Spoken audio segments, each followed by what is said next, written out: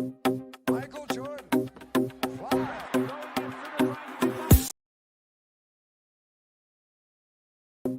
Michael Jordan.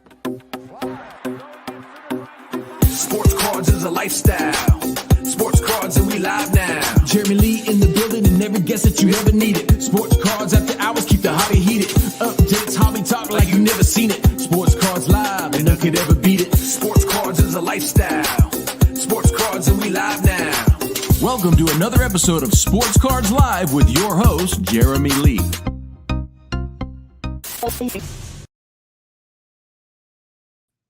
All right. Welcome, everybody, to the December edition of the PWCC Premier Auction Ending Watch Party.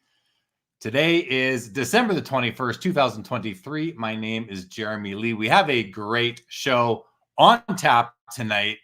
Let's bring on our co-host, Mr. Here he comes. There he is, Mr. Adam Gray. How are you, buddy? How have you been? It's been a month. How are you, bud? How are you doing? Well, I'm great. I'm already worried about whether we have some delay, but I'm great. It's a great day. We've almost made it to the end of the year, our final premiere for the year, Jeremy. 100 or close to 100 big-time auctions to watch tonight. Excited as always to go through them with you. And I've got no complaints, man. Life is good. How are you doing? Yeah, I am doing well too, man. It's this auction tonight. I mean, you said it to me earlier in the week. Is this the best premier? I mean, there were premier auctions that were in the hundreds of items. This one has 98. And you said it to me earlier in the week. This might be the best sort of pound for pound premier auction that we've seen on the PWCC platform thus far. Here we are at the end of the year. And I mean, we're going to start off with three absolute monsters in the auction in the top row of the auction. So, are you still feeling that way? Is this one of the best auctions you've seen? I think that we've been doing this for a long time. Maybe the first year that we did it, we saw all sorts of crazy things, crazy numbers of cards. But I like how you said it, this idea of pound for pound, amazing stuff, top to bottom, 100 items, 100 really strong, or close to 100 really strong items. And then, you know that I love the 90s inserts. And from the 90s inserts perspective, Jeremy, it might be the best. We don't have Jordan PMG Red. We don't have a Jordan Upper Deck Jersey Auto. Outside of those two cards, man, we have pretty much everything that you want as far as the ultra elite high-ends type of cards. I mean, you'd like to have this or that we don't have, but it's about as good as it gets for 90s. So yeah, I'm hyped for it. We do have a Kobe PMG Red that's an absolute beauty. But listen, let's jump into this because we have a lot of cards to get through. So here we go. Across the top row, you have three of the key Michael Jordan Grail 90s cards. And there are there's the PMGs and the PMG Green. But this is a PMG right here, the Metal Universe Championship out of 50 with the skyline in the background, the scope pattern, BGS 9, Pop 7, one higher in BGS holders, sitting at 150 grand already. That's 180 with the buyer's premium. This is an amazing card. We've seen a couple of these lately, though, so there's going to be some comp data out there for people who are looking to make this card theirs. We've got a 98 Skybox Premium Star Rubies, also out of 50, Adam. And this is a PSA 8, one of the most beautiful cards ever produced. And then finally, across the top row, and this is, these Essential Credentials have been my favorite cards for quite some time as far as 90s inserts goes. But when you put it in the row with these three, it's hard to say that this is any nicer than this or that. And then this one is numbered out of 72, while these two are out of 50, which I think that gives the nod a little bit to the cards that are out of 50. And the price tells the story. 150, 150, 80 right now. But these Essential Credentials are die-cut cardboard on foil die-cut cardboard on foil and on colored acetate. So these are technology cards. They're absolutely beautiful. They were groundbreaking when they came out in the 90s. And to me, this is such an amazing piece. And it's a Pop 5, 1 graded higher. Again, it's a PSA 8, $80,000. Now, I know that these cards are all in your wheelhouse, Adam. I believe you own a copy of this one right here. These two, do you own either of these two? Have you ever owned either of these two? The closest that I've gotten is I used to own an uncut sheet with that Jordan on it, which I don't own anymore. But I've always said, Jeremy, same as you, I've always said, despite the fact that I own the Metal Universe Championship, I've always said the EX Essential Credentials Future is the nicest looking parallel. And I have the sheet and I have a single from this set. There's something about the pink and the purple, the combination, you said it really well, the combination of cardboard and plastic. It's a technology card. It's one of the most intricate cards ever made. But I think you're spot on, Jeremy. The fact that there are more of this card than there are the other two lead me to feel the same way as you do, where it's probably third out of the three. But that's no knock on it. I mean, it's one of the nicest Jordan cards. It's one of the nicest Jordan cards in the world. The only thing that I would point out that you didn't, because I just think you did a great job, is that if you look at the subheading for each of these, you find something really interesting. For the PMG Champ, there's only one that's graded higher than this, BGS 9.5. For the Rubies, there's only 3 that are graded higher, right? So this is like the next grade down. There's 3 that are 9s, and then there's this 8. And then for the credentials, there's only 1 graded higher than that. So we're talking about 3 elite Jordans at not the very top of the population, but right below that. And some of us, including maybe you and me, don't care a whole lot about that, but some people really do. They don't want to just own the best card. They want to own the best card in close to the best condition. And so that's why I think this auction really is like, it's one of the nicest 90s auctions we've ever seen. It's really important that people understand, though, that these populations don't tell the whole story, because, while Adam says this BGS 9 is a Pop 7, 1 graded higher, there are going to be some in PSA holders. And in these PSA cards, there are going to be ones in BGS holders. So you need to, if you really want to get the complete picture of the population of these cards, you need to do your research and look at the other grading company population reports as well.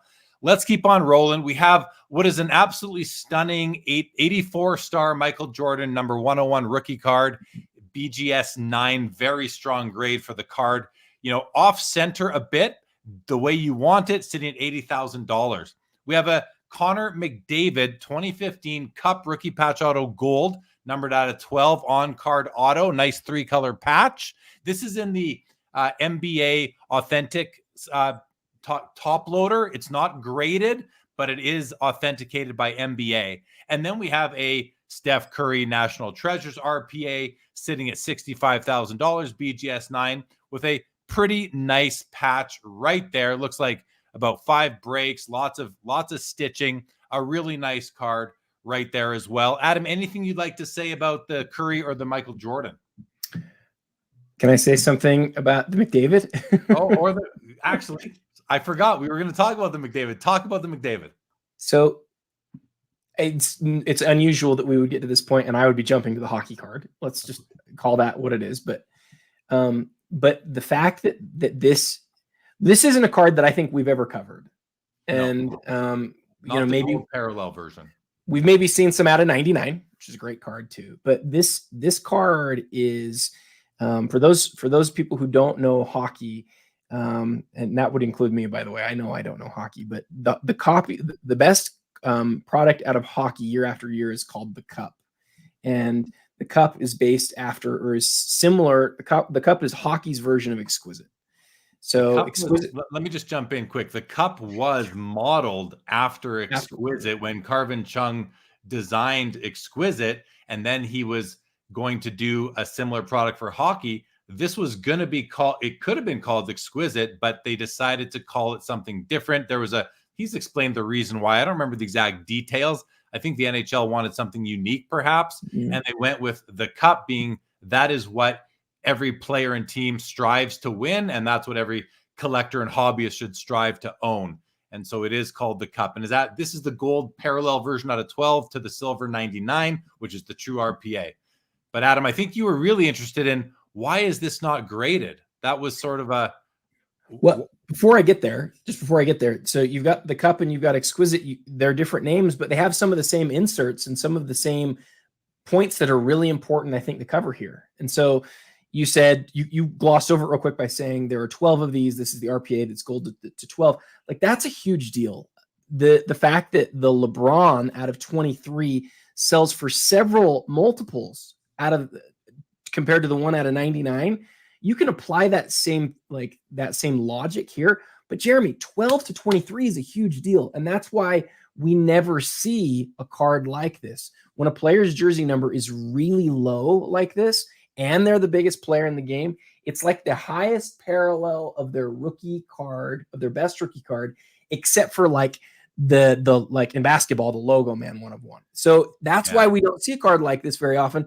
That's why it's at 84 grand right now. And yeah, I'm really excited. I'm really excited to see a big hockey card like this up. But you bring up the condition. I just need to clarify something. So the true rookies are out of 99, and the cup used to model themselves after Exquisite in the earlier years, where the gold parallel was out of the player's jersey number.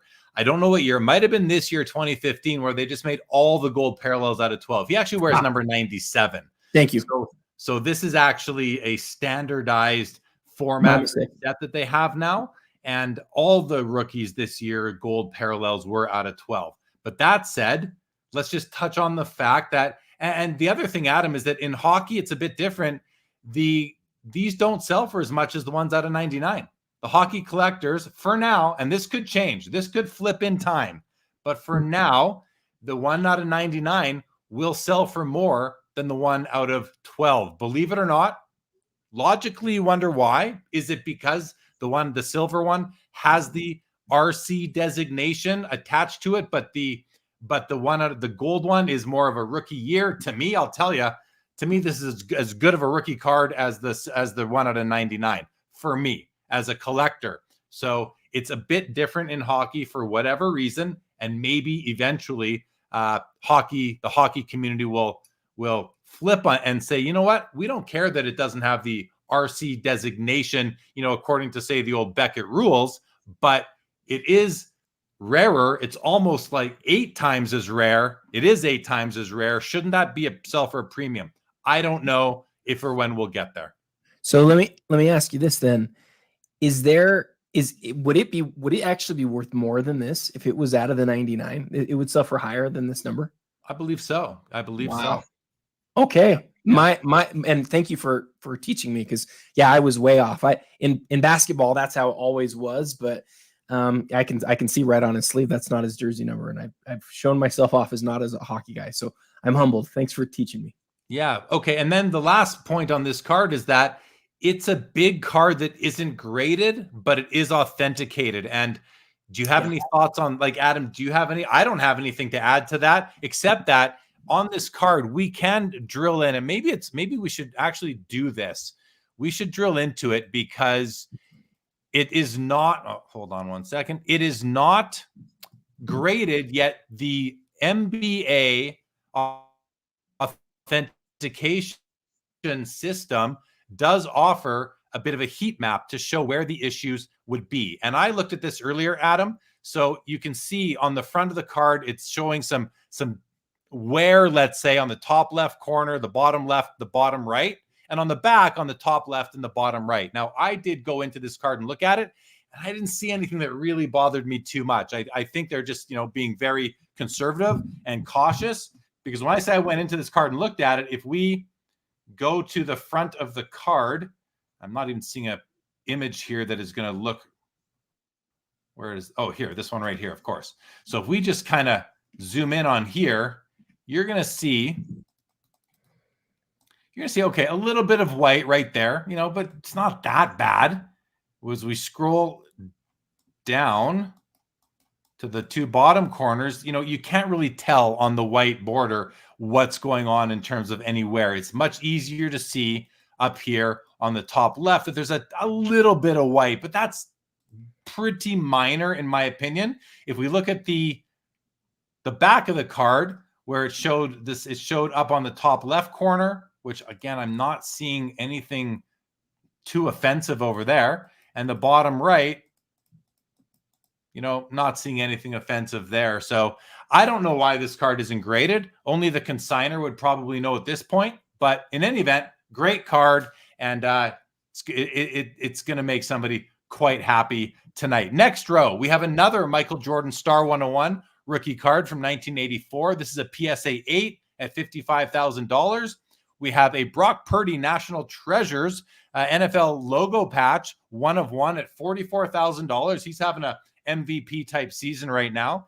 And a black label BGS 10 pristine LeBron James 03 chrome refractor. That's a pretty big card as far as grading scarcity goes. It's not the rarest of cards, but it's still it's a rare card to find in a BGS black label holder, pop 4. And in this case, you can't say, well, how many PSA black label? PSA doesn't have a black label. PSA actually, Beckett has 2 grade points that are kind of higher than PSA 10s in the pristine 10 and the pristine 10 black label. So Adam, anything you'd like to speak to as far as thoughts on the LeBron or the MJ or the Purdy? Yeah, we say a lot about how we should buy the card, not the grade. Talk about that a lot in the hobby, right? But a lot of people, they see that grade. You show this card to somebody who doesn't know cards super well. They're going to look at that. They're going to say, what does this 10 mean? And I think if you were to describe that to anybody, whether in the hobby or out of the hobby, they would go, oh, wow, this is one of the 4 best in the whole world of this card that's super popular. And so it may not be how I collect, but I would tell you, Jeremy, I've seen a lot of people both in the hobby and out who love the highest of all grades. And the fact that there's only 4, I think, is really cool. And I mean, that's LeBron James' second most important card right there. It's a huge card. All right. We have a Patrick Mahomes NT RPA, National Treasures RPA, BGS 9.5 from 2017.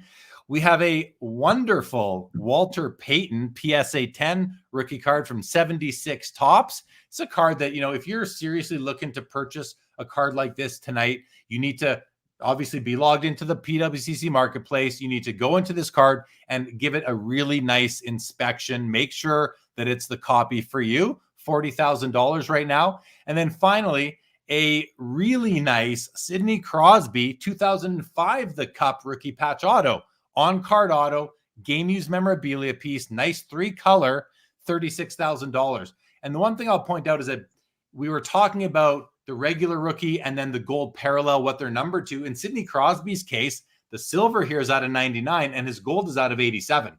So the 87 certainly doesn't sell for as much as the silver does, even though you'd think, well, there's still 12 fewer, maybe it should. But think about if the McDavid doesn't, then at 12 copies, this one certainly doesn't.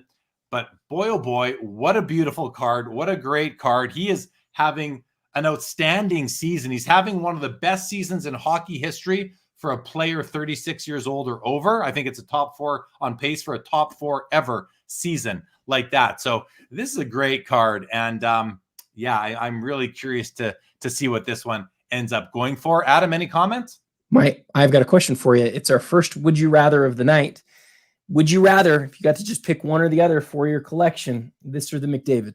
Oh, the Crosby, hands down for me. Really? It's not even a question. Listen, I do respect that the McDavid is out of 12, while the rest of the hobby doesn't respect that. I respect it, but Sidney Crosby he's greatness. McDavid is great on an individual level. Crosby is great on an individual, on a body of work for his career and a team level. He's going to go down as an all-time great in the line of Gordie Howe, Bobby Orr, Wayne Gretzky, Mario Lemieux, Sidney Crosby. I think Connor McDavid could get there if he wins a couple of cups in the next 5 or 6 or 7 years. But if he doesn't win cups, he's just going to be remembered as a guy who couldn't lead his team to the glory, to the championship. So. Do you think that this will catch up, or is it just that the market, that you disagree with the market? I think that this will catch up. Okay. Once Connor McDavid is in his twilight years, once he is in his 18th, 19th year and he is no longer producing, although Sidney Crosby is proving that you can still do that in your 18th year. So Cool. yeah, Cool. I love it. It's a great card. We have a Ronaldo Mega Cracks rookie PSA 10. That's a big card at $36,000. We've got an Eddie Plank Sweet Caparel T206. This is an SGC 1, and it's got a big chunk of surface loss right here. So be aware of that. I don't know how you couldn't be aware of that, but be aware of that. And this is one of the most important T206 cards from the whole set. And then right smack in the middle here, we've got a dual auto from 03 Upper Deck Legends throwback Michael Jordan, LeBron James, numbered out of 25, BGS 9.5. The autographs are a 10. And Adam, I'm going to throw this over to you. If you could please explain, is this an important dual auto of, I mean, listen, it's LeBron's rookie year. That's right. Is there anything on top of that that makes it important? I would say that's the most important part. The only other thing that I would add is LeBron has different forms of his autograph. This is one of the better ones by far. Very cool. Yeah, I think and are these on card or are those sticker autographs? They're on card. Yeah, wonderful. Absolutely wonderful. Really cool. I love that it's a LeBron rookie as well. To me, that's huge. It's huge. We often, you talk about who's the GOAT in basketball. It often comes down to Jordan or LeBron. And Kobe Bryant's kind of smack dab in the middle, right? He kind of came into the league in between these two guys. He's not, I bring it up, he's also in the discussion at times, maybe not for the all-time GOAT, but he kind of is, like the way I just went through the lineage of hockey greatness. I think you've got Jordan and those that came before him, like the Bill Russells, the Wilt Chamberlains, the Magic Johnsons. You've got Michael Jordan, Kobe Bryant, and LeBron James. And I think that Kobe doesn't really hit that level that these two guys do. And that makes this probably the best two players to have on a dual auto in all of modern times, maybe in all of modern sport for that matter. Definitely depends on who you collect. But the fact that it's from LeBron's rookie year really matters. The autographs are big, cover a huge portion of the card, and they're early enough that, or for LeBron, it's early enough before his autograph started to shorten and become something a lot less cool. I honestly, when I look at that, I think the two big things are rookie and autograph quality. Yeah, they're both a 10. Michael Hathaway says, Adam, are the different forms of LeBron autographs consistent across all cards in a given product, or are there examples where he signs differently on copy 21 versus 17, for example, within a set? That's a great question. There's definitely, and I don't know all the details here, but what I would say that I have seen is that like there's different autograph quality within a specific run. The great example of that is Ultimate Collection. Ultimate Collection out of 250, there's some that look pretty good and there's some that are really, really short. I've always thought it's kind of a shame that the Ultimate Collection, being the best looking of the rookie cards, has one of the worst looking autographs. I wish that his Ultimate Collections were signed like that. This is not quite what his Exquisite looks like, but it's pretty darn close. I mean, you might even say that it's on par with the Exquisite, honestly. I think this is a beautiful autograph. Those are like very, very nice for sure. And thank you, Michael Hathaway, for the question. All right, let's keep on rolling here. We have a SGC3 52 tops Mickey Mantle. Obviously, it's off-centered, but look at the color, the registration. Let's just open this one up just for a second here. Pretty good color, a little bit of fading in this kind of top left quadrant towards the bottom, but otherwise looks really nice for a 3. It's got top right corner, definitely has a ding, but it is graded a 3, so you're going to expect that. Tom Brady's SP Authentic rookie card, numbered out of 1250 in a PSA 10 at $32,000 right now. And finally, a card that I know, Adam, you will have a few things to say about is the 2002 Finest Gold Refractor LeBron James rookie, numbered 1/25. It's a PSA 7. And if you are paying attention, you may ask yourself, wait a second, I thought LeBron's rookies were from 2003. And Jeremy, you just said 2002. Adam, can you please tell the story of this card that just got a bid up to $32,000 right now? I do want to, and I want to take a lot of time on it, but before I forget, can we just go up to the Eddie Plank real quick? So the Eddie Plank, I just want to mention this real fast because I think it's really important. It's the second rarest card in the set next to the Honus Wagner. It sells for a fraction of it. Jeremy, it's been 7 years since PWCC's sold a copy of this card. And with the amount of volume that comes through PWCC, there's not a lot of cards that you can say that about. That's how rare it is to see one of these at auction. I think there's like about twice as many, or like 80% more than there are of the Wagner. Somebody should check the population report while we're talking about it. But I don't want to just gloss over that because that's actually a huge deal. The second rarest from the Tito, that is unbelievable. And that's why a card that has a chunk of surface missing right above his head in low grade like this is still selling at 32,000. And you have to think, Adam, that we're going to see more action on that, but we will see. We are now 4 minutes away from all access extended bidding. So anyone can bid in extended. You just have to log in, be registered, and get ready to bid. You can see I am not approved. This is my my broadcasting account for doing the show. Okay, Adam, you said you're going to take a lot of time. I'm going to ask you to shave a bit off that. You did a wonderful reel on Instagram where you did take a while to tell the story, but give us the highlights, please. So the thing that I'll tell you first is that I'm definitely in the market for this card here tonight. The card is one that I literally have been trying to buy from the owner since at least 2018, but maybe 2017. My emails aren't saved back far enough to see whether it was 2017 or 2018. The gentleman who owns this and is selling it tonight listed it, or not listed it, but showed it off on the Blowout forums back then. And as soon as I saw it, I just about lost my mind. And I've already told Jeremy some of this story, so he's probably bored of it. But for those of you who haven't heard, not Jeremy, the reason why I love this card is really simple. It's the very first high-end LeBron James card. So it was produced as a redemption in 2002, Finest Basketball. And in that redemption, that was before you could like scratch off a code and go online. It was back when you had to actually physically mail the redemption in. What's really cool, Jeremy, about this redemption was that it was actually serial numbered on the back, 1 of 25. So you would get the card. You usually get a redemption. It's like, oh, what serial number is this? I would have no idea until the card comes to me. But in this case, the person who got it out of the pack saw number 1 of 25. And then before it expired, a few months after they opened the pack, they sent it into Topps. Topps sent it back to them. And that's why it's a 2002 Finest card. Now, the thing that I love about it, beyond it being number 1 of 25, because people are like, oh, cool, it's the number 1 card, whatever. It's the first copy of the first big-time LeBron James card. So it's the very first copy of the very first one. And if you scroll in on the card, you see him putting his number 1 finger in the air because he was the number 1 overall pick in the draft. And now here we are 21 years later. And Jeremy, he's the number 1 all-time leading scorer in the history of the NBA. It's just got, like, I know some people like really dive into the numerology stuff so much.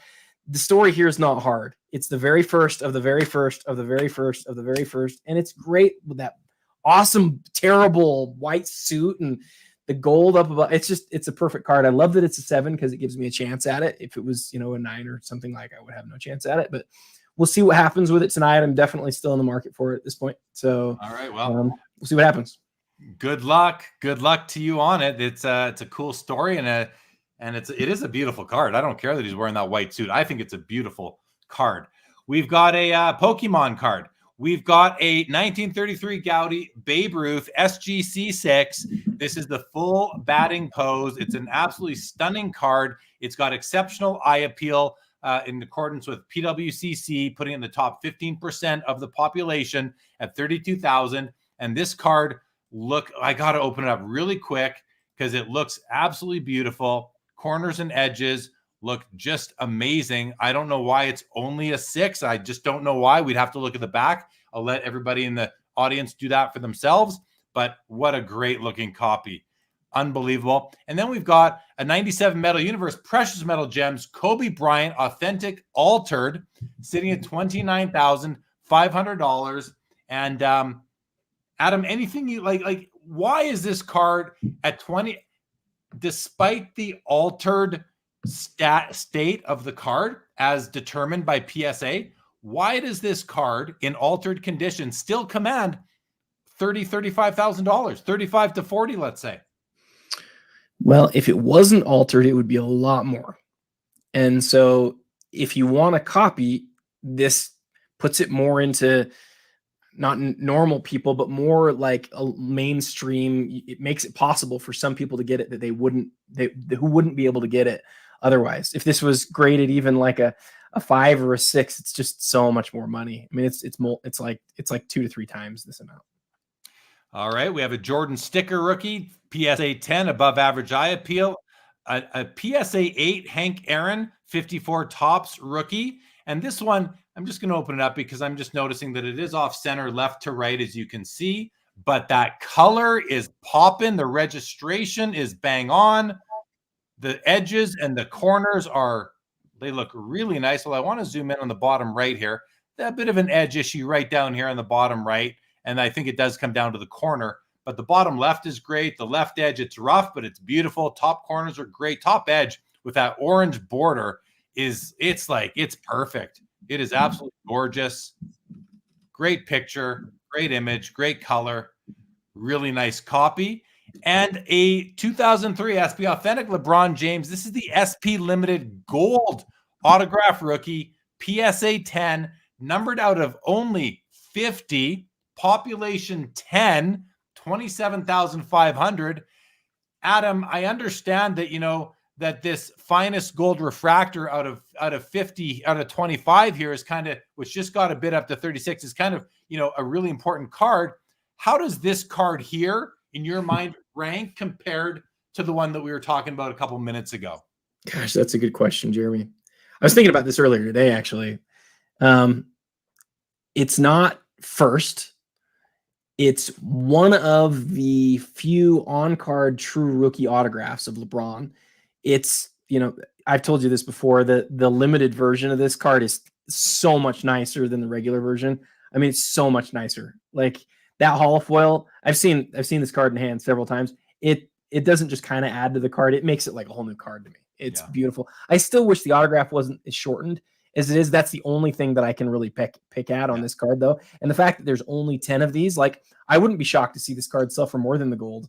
It's just, for my personal tastes, like I love the one of 25 on that gold. I do, but it might sell for more. David here, I just want to point out the Connor that is my card, by the way, that is for sale, and it's been getting bids. So I'm happy to see that as the consigner of. I have one card in the auction there, just got another bid up to 22,000. I'm happy to see it getting bids. Oh, and another one to 22.5. Look at that. Okay, sorry, I when you're consigning a card like that, or you're buying a card like that, it's a bit of an exciting thing. Let's keep on going. We have here a 2023 Bowman Chrome Superfractor Junior Caminero, 1 of 1 at $27,000, BGS 9.5, Superfractor on-card auto, beautiful card. We have right here 2017 National Treasures Jason Tatum, RPA at a 99, BGS 9.5, decent 2-color patch, lots of nice mesh, at least in the white, and another Pokemon card 2000, the movie first appearance foil of Lugia. I'm not sure how they pronounce it. Pop 3, none graded higher. This is an interesting card. The 96 Skybox Z-Force Big Men on Court Z-Pete, PSA 10. There is another version of this card, the non-Z-Pete, which the colors of the background are much brighter. You can see them better, but this is kind of like a foil type version. It's much rarer, and it's a PSA 10. It's a population 8, a pop 8, 90s Michael Jordan insert parallel to an insert, which is like my favorite kind of card, Adam, is the parallel of an insert. And this is a really, really special card here. PSA 10, pop 8, 28,500. My McDavid's getting action. I don't know if you're noticing that, but I sure am. We've got, and then over here, a beautiful game used Michael Jordan 2003 first year Exquisite Noble nameplates, numbered 1 of 25. We know Adam likes 1 of 25s. We know that already tonight. And it's a BGS 8.5 at $32K. Adam, want to give you a few seconds here to speak about either of these cards or both. The Pop 8 that you pointed out, it's a huge deal. The only other thing that I'll point out is that it's from 96. 97 is the year where things went crazy as far as rarity goes. You could make the case, I think honestly you could make the case that for inserts, I'm not talking about parallels here, but for insert cards, this is the nicest Jordan parallel from 96 or before. There's also a cut above. I'd probably take that just above this, but I don't know what the PSA 10 pop is on that. I think it's significantly higher than 8. The fact that this is as low as that is sort of gives it that like explosive potential. I have no idea what it'll do. But if it was me and I get to choose between that or the Noble nameplates, I'm taking the Noble nameplates 100 times out of 100 because, again, that's 2003. That's a great patch. It's probably like the third or the fourth best insert out of 2003 Exquisite. The thing that we always talk about when we look at this one is people who have never seen the card in hand will look at that and they'll say, is that a sticker? No, it is not a sticker. The card is signed on the card. And the thing that I love the most, Jeremy, and I know it's so stupid, but I love it, the holofoil around the window and then the holofoil in the serial number, it just adds so much to the card. Beautiful. Stunning. I agree with everything you said. It's a stunning card. You mentioned the cut above. I prefer the looks of the cut above to the big men on court, even the Z-Pete, sure. But that's a great card. Joe Perot says Z-Pete, a huge card, and that it is. Here we have a Kobe Bryant. This is similar to the Michael Jordan in the top row. It's from the same set. It's a Kobe Bryant Essential Credentials Future. Unbelievable card. BGS 8.5 out of 73 at $24,000 right now. We've got the 2001 SP Authentic rookie card out of 900. PSA 10. The autograph's graded a 10. This is a dream card for a golf collector. It might be the cornerstone Tiger Woods card that exists in my personal opinion. And then, Adam, we have a 98 Fleer Ultra Masterpieces 1/1 Tim Duncan at $22,500. What would you like to say about that? I mean, that's a special card. I have a question for you, and then I want to answer that. The question I want to ask you is, it's our second would you rather of the night. Would you rather have the Kobe Bryant credentials that you're looking at here or the PMG that we looked at a minute ago? Oh my gosh, that's a hard one, which just got a bid up to 30,000. You can see on the screen right now. Oh gosh, that's a hard question.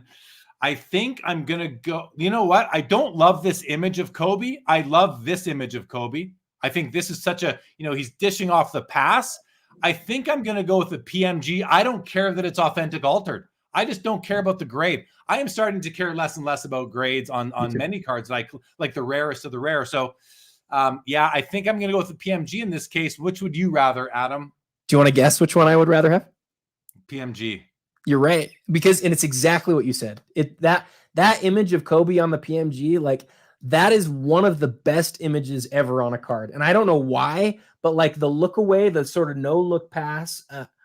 I'm not the biggest PMG red guy. I've said this 100 times. I think it's like third or fourth in the pecking order of cool looking 90s parallels. It's just me. It's just how I feel. But that card, Jeremy, I've always wanted that card. I love that card. Okay.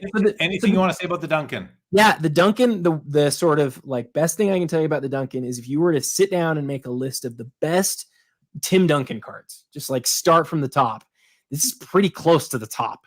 There's like the PMG green. There's the Essential Credentials Future. I think that's out of 5 or 6. There's like those are the only two that I'm like for sure. I guess the 97 Ultra 1/1, the 97 Showcase Row 0 1/1, and then you're here. So although Tim Duncan is arguably a top 5 player of all time, he never signed with Upper Deck. So he doesn't have the exquisite stuff, right? So that leaves you looking at his 1/1 type cards as like his best type cards and his like Logo Man type cards. But he doesn't have autograph Logo Man, right? He just has Logo Man. So it's like this. It's the Superfractors. It's like some of his exquisite 1/1s. Like those are his best cards. It's up there. It's up there. Rodman says the Z-Force Big Man on Court Z-Pete is 1 in 11,200 on the packs. Good evening, Joe. We did talk about the red PMG. We did not analyze what's wrong with it, but anyone who's interested, take a look. Joe is pointing out obvious bottom edge trimming, but that's Joe's opinion. So go ahead, Adam. So real quick on Joe's comment here, I do want to hit. Joe's one of the smartest people I know. He says only notes the PMG top edge recoloring, not the obvious spot. So the thing that we see over and over again with the PMGs is like these cards when they came out of packs, like sometimes the white really shone through, and over the years a lot of them have been altered. A lot of them have been. Sometimes I know some people are of the belief that like some of the cards that are in holders that are shown as altered aren't altered. I'm with Jeremy on this though, Joe. I know a lot of people really, really, really care. I would kind of look at this as a chance to get that card on the cheap. And I don't care as much about that on this particular card, but I knowing Joe, he probably does really care, but those are my thoughts. Yeah, I think that's fair. I don't think you're saying anything sort of contrary to what Joe is saying. He's just pointing it out, and just be aware of that bottom edge. And I thank you, Joe, for pointing that out, because that bottom edge there is some issues. There are issues with it for sure. Okay, we're gonna try and get to more cards here. We've got the 03 Ultimate Collection LeBron out of 250, a beautiful card, BGS 9.5. Topps Update Platinum Juan Soto, 1/1 rookie, BGS 9 mint at 21,500. I don't know baseball card, modern baseball all that well, but something tells me this is a big card. If it's the 1/1 platinum, that's got to be special. And we've seen Trout Chrome X Fractors before, but this one's out of 225. Certainly a huge card. Black label, pop 1, $22,000. Here's a PMG green. They're out of 15, the greens in football. Dan Marino. What I love about this is that they gave him these big gloves, and the football is green as well, Adam. I just love that about the Marino card. I kind of get a chuckle out of it, but I think it's awesome. PSA 7, $23,000. Here's another 52 Topps Mickey Mantle. This one's a PSA 2. This one's got some issues, some just some simple eye appeal issues with it. It's definitely off center. It's got tilt. It's got a lot of surface wear, but you know what? You take what you can get at your price point when it comes to 52 Topps Mickey Mantles. And then we have a Bowman Chrome Refractor Brady Rookie BGS 9 at $20,500. Let's keep on going. We got a Black Lotus. We got a Babe Ruth 48 Leaf PSA 8, beautiful card, 21,000, and a triple logo man of Chris Paul, Kevin Durant, and what's Roy's first? And Brandon Roy. Adam, it's a BGS 8.5. I'm gonna, it's a basketball. This is your wheelhouse. Say a few words about this card if you don't mind. Those three all won Rookie of the Year. Brandon Roy was in 06. Chris Paul was in 05. And this card came out prior to Kevin Durant winning the Rookie of the Year, but it was sort of a foregone conclusion at that point that he would win it. And so we talked about this card one time before, and my case for it was you got three guys that won the Rookie of the Year in a row, all with their logo man. Pretty sure that's the only time that's ever happened on a card. So I think that's the coolest part about it. Very, very cool. Back-to-back Topps Chrome Refractor, LeBron James, PSA 10s. Pick the one you like best. We got a Walt Disney featuring Mickey Mouse, 1931. Wills, Cinema Stars, PSA 9, Pop 3, none higher, $18,000. I love this card. I wish I would have bought one 5 years ago. I think it's so cool. I love that it's from 1931. And let's just show people this card. It's obviously not sports, but it's Walt Disney, and Walt Disney is, omnipresent. It's a very, very cool card. There's Mickey Mouse. I just love it. I think it's one of the coolest cards, non-sport cards that exists, up there with like 1940 Superman.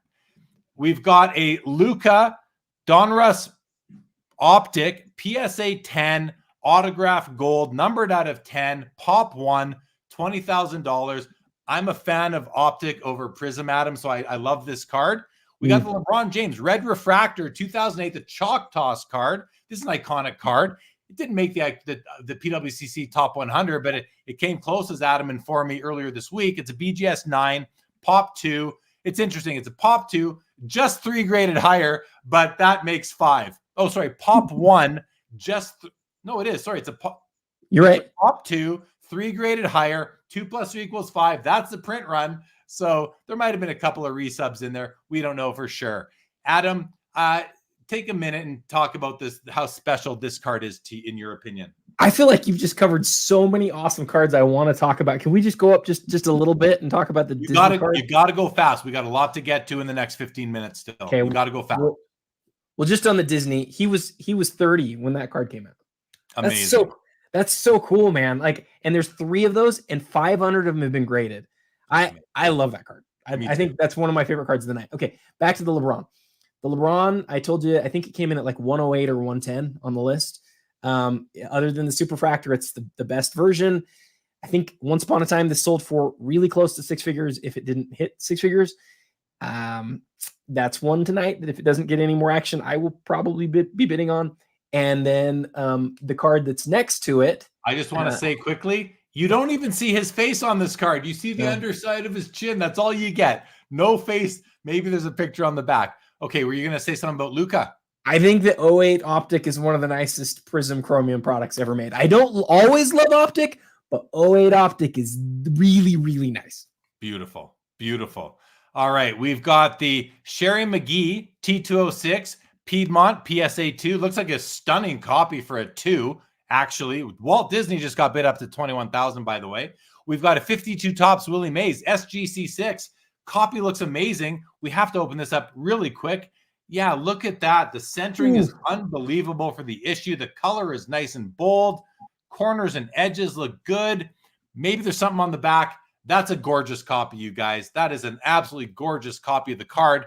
And a second-year Gretzky PSA 10. I don't know the population, but it's low. This is a nice card.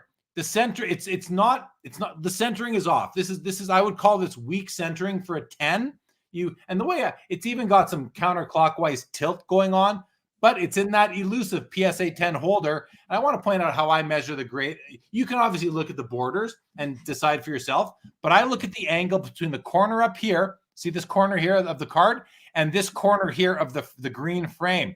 This angle between those two corners, and I compare it to the angle here. Look how steep this angle is here versus this angle is here. That's how I assess the centering on any card that's structured like this in design, and specifically the 1980 Topps and O-Pee-Chee hockey cards. You can't do it at the bottom because there's no bottom corner to the green frame here. It's hidden or covered or just non-existent because of the other design element here being the puck. But there you have that card there. I'm going to keep going, Adam, all right? Do it. Oh, this is the card that I currently have on consignment. I of course. Whoa, 32. I didn't know that was that big a card. That's big.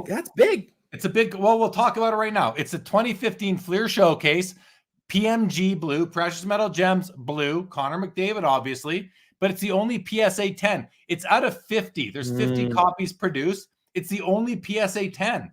And it's also a color match, which I think adds a nice, because you've got the green out of 10, which exists as well. You got the red out of 100, and then you got the color match blue right in the middle out of 50. Blues typically don't sell for as much as, well, they never sell for as much as greens, and they often sell closer for what a red sells for in hockey. Hockey has blues. I don't know if any other sport really does. So, but in this case, it's got that color match going for it, and it's a pop 1. I've owned this card for about just under 5 years, I think, and I'm happy to see it get some nice respect tonight. I thought it would, and I'll miss it, but you got to let some good cards go every so often. We also have a 2000 playoff contenders number gold Tom Brady rookie auto at a 60 at 18.5. Brady's got some kind of like discreet sort of autograph rookie cards that you don't, if you only know about his SP Authentic and his Bowman Chrome and the contenders, you don't know about some of these. But look at this. This is a beautiful looking card right here. PSA 8, 18.5. And then we got a Mahomes contenders ticket auto rookie right here at 15.5. Adam, any comments on any of these? Well, your McDavid is a beautiful card, and I'm glad to see it doing well. And hopefully the thing that this is what we always talk about. You and I might not be PSA 10 collectors, but some people really are.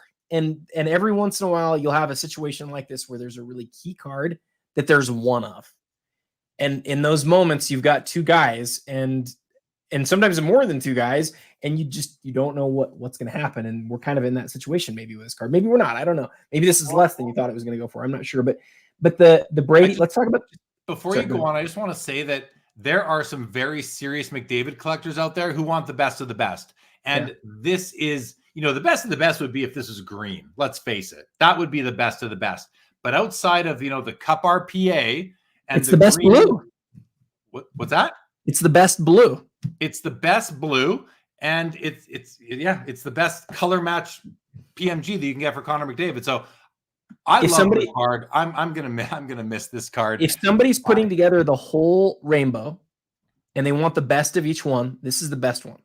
And I think that's all I have to say about it. But the thing that I wanted to say about the Brady is that there aren't that. He has a couple of autographs for sure. There's the Crown Royale. There's like you sort of get lost in those. I love this one because this is a duel. The other, you can see on the slab there, it says Mark Bulger. This is actually the back of the card that we're looking at, which is kind of funny because it's the front of the slab, but you can see the number on there, that RN, like that's round number, right? Like that's why the number's on the card is because you're looking at the back of it. The front of the card, I think if I remember right, the front of the card's like shinier and it's Mark Bulger, who was supposed to be the better of the 2 players. Like the story that exists in that and the fact that it's from Contenders. It's rarer than the championship ticket by almost 50%. Like it's easy to talk yourself into this card for a lot of different reasons, but because we don't talk about it a lot and because people don't know about it, it sort of gets lost. But I don't think it should. And no, I think it's a great card. It's a very cool card. No doubt about it. The professor says, why do you think the PSA 10 second year Gretzky card has a 10x multiple on the PSA 9? And that simply comes down to condition and the gem rate of the card versus the mint rate. So you see that's standard across many issues. And I will say, if you look at the rookie card for Gretzky, the PSA 10 Gretzky has like a 30 times multiple on the PSA 9 because of what I just said. It's a pop 2. Go ahead, Adam. It's also a really important registry card. Everybody who's putting together the Gretzky run or different types of hockey runs within the PSA registry. Again, neither Jeremy nor I are registry guys, but there are a lot of them out there, and that drives a lot. And so one thing that I always say is when you get a 10 like this that you might look at and say, hey, that might be a little bit of a weaker 10, it's still a 10. It's still a 10, and it still goes in your registry as a 10. And to some guys, that's the thing that matters most. And if that's what you're collecting, that's great. We have 5 minutes left, everybody, in this first level of all access extended bidding. So as we're scrolling, you'll see the clock tick down in green. That means that we're going to be going into the next window. We're going to continue on.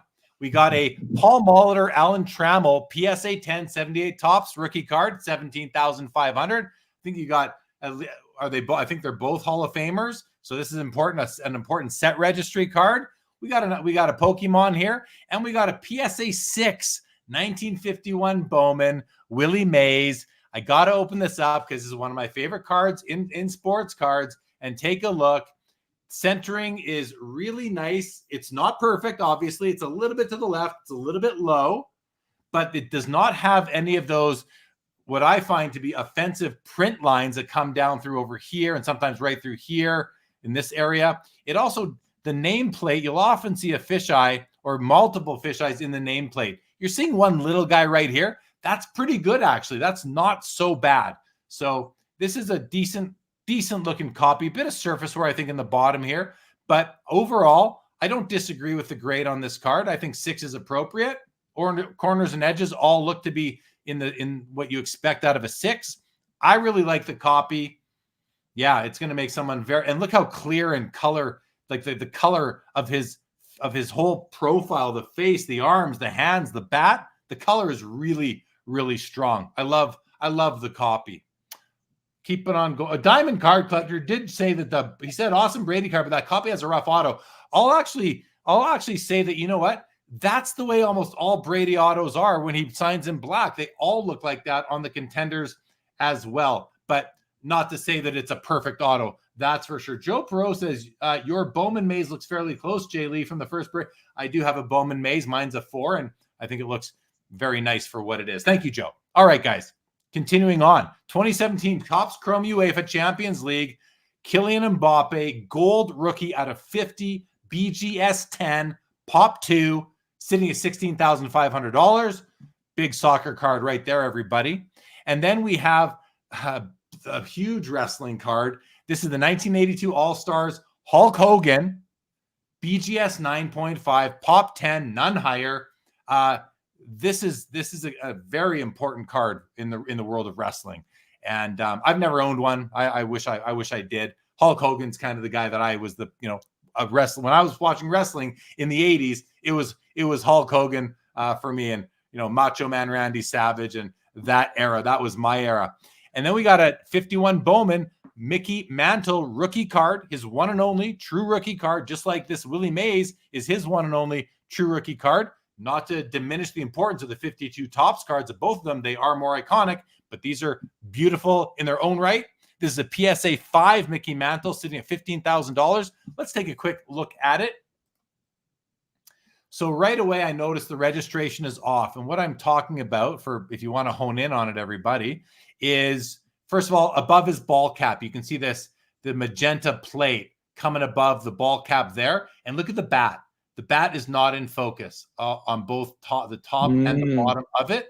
So that's something that I noticed right away. But outside of that, centering is within a 5, of course, but it is off center. It's high. It's to the right. But the corners and edges look really nice for a 5. Not spectacular, but very respectable for a 5. Surface looks really clean, but the print, there's issues with the print in terms of the registration. So keep that in mind. Registration, very important in my personal opinion and when I am collecting. We have a 2008 Precious Metal Gems, Michael Jordan, PMG green, numbered out of 10, 1 of 10. It's a BGS 9.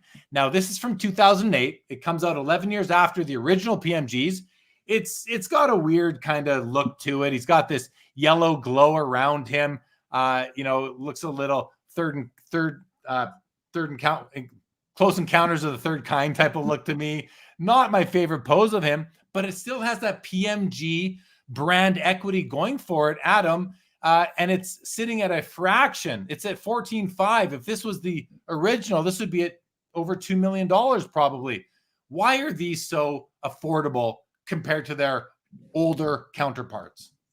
The only thing that they have going for them that's similar to the original is the name, the structure of the colors, and the numbering. They only made 50 this year, but the first 10 are green. And so if you looked at the back, you would see that the card's serial numbered out of 50. The first 10 are green. This was after Upper Deck purchased Fleer or acquired Fleer post bankruptcy, their assets. And so Upper Deck was able to create something that was as close as they could do at that time. The card does not reflect or refract the way that you would like it to. But here's what it is. It's one of the 2 NBA licensed PMG green Michael Jordan cards. And you said it exactly right. The other one, if it was up today, would be the biggest story of the year for sports cards, for basketball cards at least. It would be several $1 million. And so this is not that. It is not playing days. It's all the other things that I already said. But for somebody like me who will never be able to get the green, the 97 green, it's kind of cool to be able to say that there's only 10 other ones. And I know this is a card that sold for 6 figures before. So seeing where it is today, it's like, makes you sort of go, maybe that is something I want to go after. We are 1 minute away. No, we are now into the 5-minute windows of extended bidding. We have reached the second level. We will have 6 levels of 5 minutes each for a total of 30 minutes. And that's the weekly. You're talking about the weekly right now. What? Oh, is there an hour worth of 5-minute levels here? It's just that it sort of resets every time there's a bid throughout the whole of the auction. Thank you. You're good. Thank you. Couple comments before we continue. Ross Behrman says, rocking it as always, enjoying the show. Thank you both, Jay Lee. Good luck on the sale of your card. And Adam, good luck on what you're after. Vintage Card Collector says, the Hogan. We're talking about the Hulk Hogan up right here, this BGS 9.5. He says, bottom centering is key, and this is terrible. Probably a PSA 7 or 8 at best. Buying the grade on this one and overpaying big time. So not my opinion. I'm not saying I don't share that opinion, but I didn't notice this. But let's just have a look at what he's talking about, because he is sharing a pretty strong opinion here.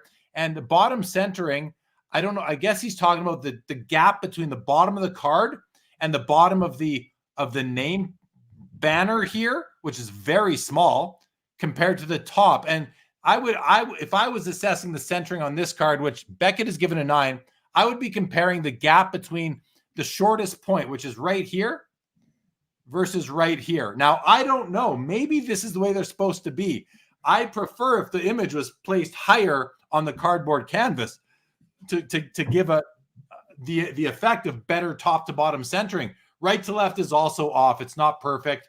But the centering at a 9 top side to side maybe fits top to bottom. I don't know what they were going for with this card, but Vintage Card Collector maybe does, and maybe has examples where it's better centered. So, take that into consideration if you're a buyer on that card. All right. We have a Luca White Sparkle Prism PSA 10 Pop 13 rookie card. Really cool looking card. And we also have this is the Justin Herbert Immaculate Rookie Shield, NFL Shield, 1 of 1 BGS 9.5, sitting right now at $21,500. And Vintage does say you need to see a bigger gap on the bottom under the curve. It's key on this set, and I've looked at tons of these. So I think we can probably take his word as gospel in that case.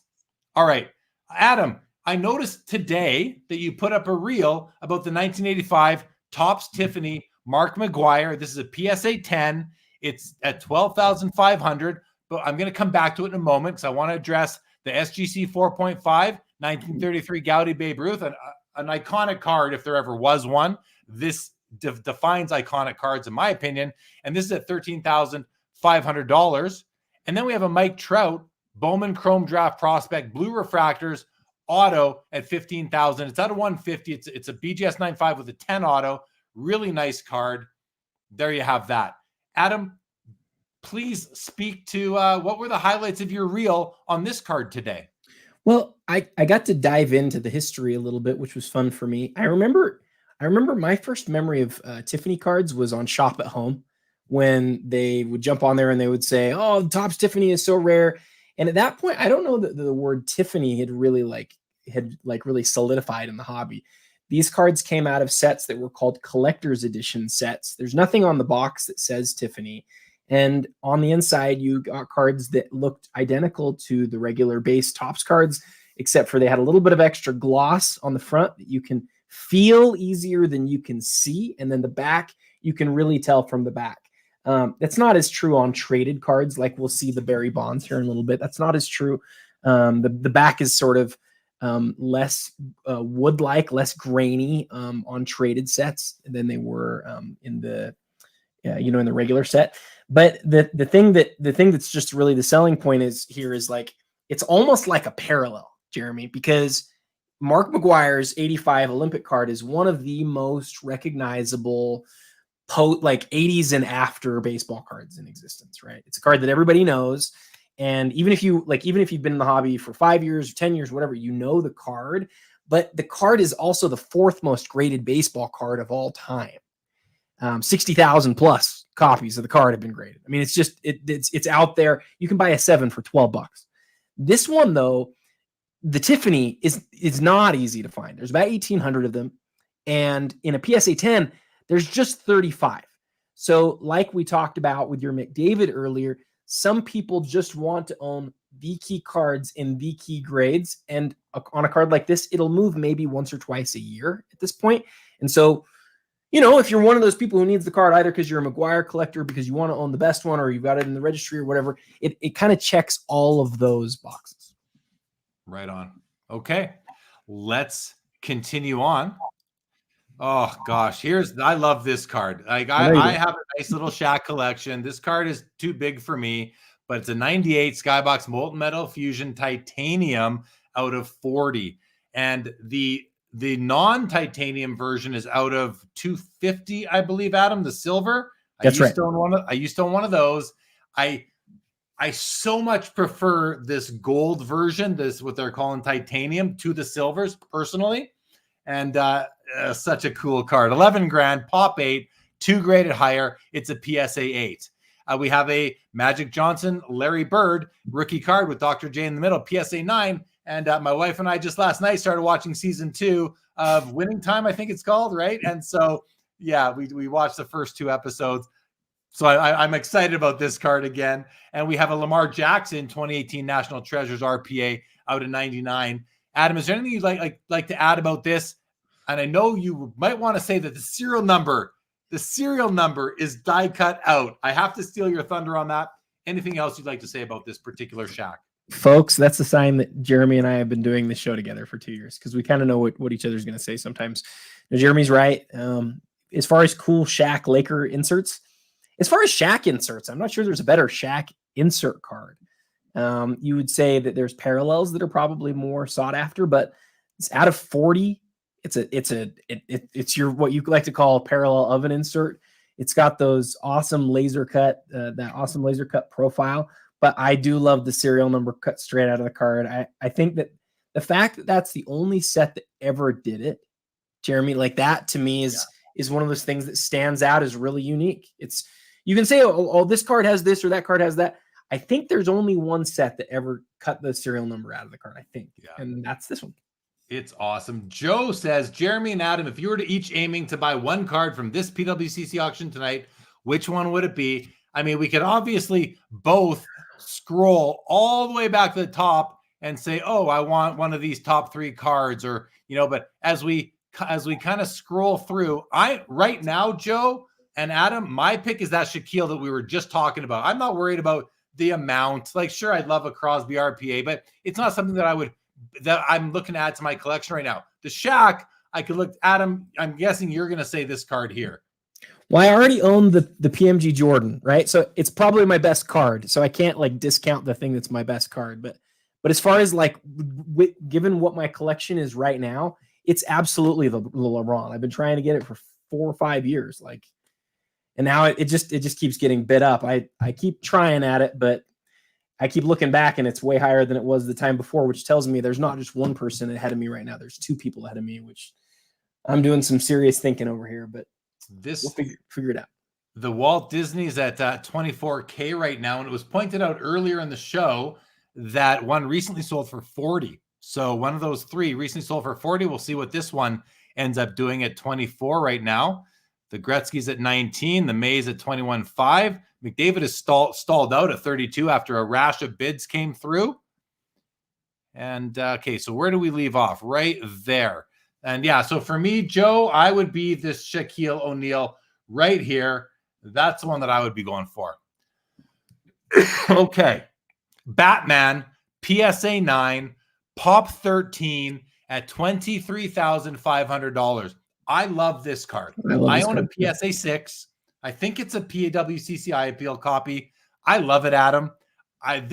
We got that Walt Disney. We got 1940 Superman, some of my all-time favorite non-sport cards.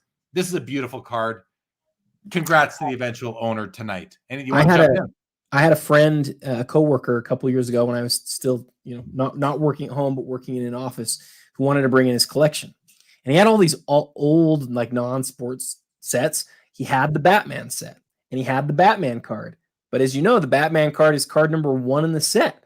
So he had the rubber band right over it, right? It's the age-old story. That's the Batman card, right? It's one of the top 10 most iconic non-sports entertainment cards ever made. And there's 13 and there's none graded higher. And that's why it's as high as it is. But Jeremy, we're talking about cards that we love. You sold your copy of this card last month or the month before. And sometimes, I want to say this the right way, sometimes the best time to buy something is right after another copy has sold or after a couple of copies have sold, because you'll get a few of the people out of the way who wanted it and you'll get a better deal on it. And maybe that's what's going to happen here with this Gretzky tonight. There's only 99. We didn't see any sell for a while, and then we had a couple sell pretty high. Might be a chance on that. I love that card. That's the Jordan game jersey auto out of 23 of the world of hockey. One of the first 2 autographed hockey jersey cards. Yeah, that's it. And it's a nice copy. It's a BGS 9. The autograph is a 10. I was confused. I thought I saw 10 auto, but I thought the serial number was fading just a little bit. And then I realized, well, they're not grading the serial number, they're grading the autograph. So the autograph does look really good. Although it's, it's a little difficult to see, kind of blue on blue, but you can definitely see it. 43 and 99. Mine was a PSA 6 that sold, by the way. So a significantly lower grade. And I forget exactly what it did, 18.5, 19.5, something like that. So we'll see what this one does tonight. Didn't yours have a nicer jersey piece on it too, though? Did it? It was a two-color jersey. It was a two-color jersey. Yeah. That's gonna help the price go up a little bit for sure as well. And we just got a bid up to $15,000.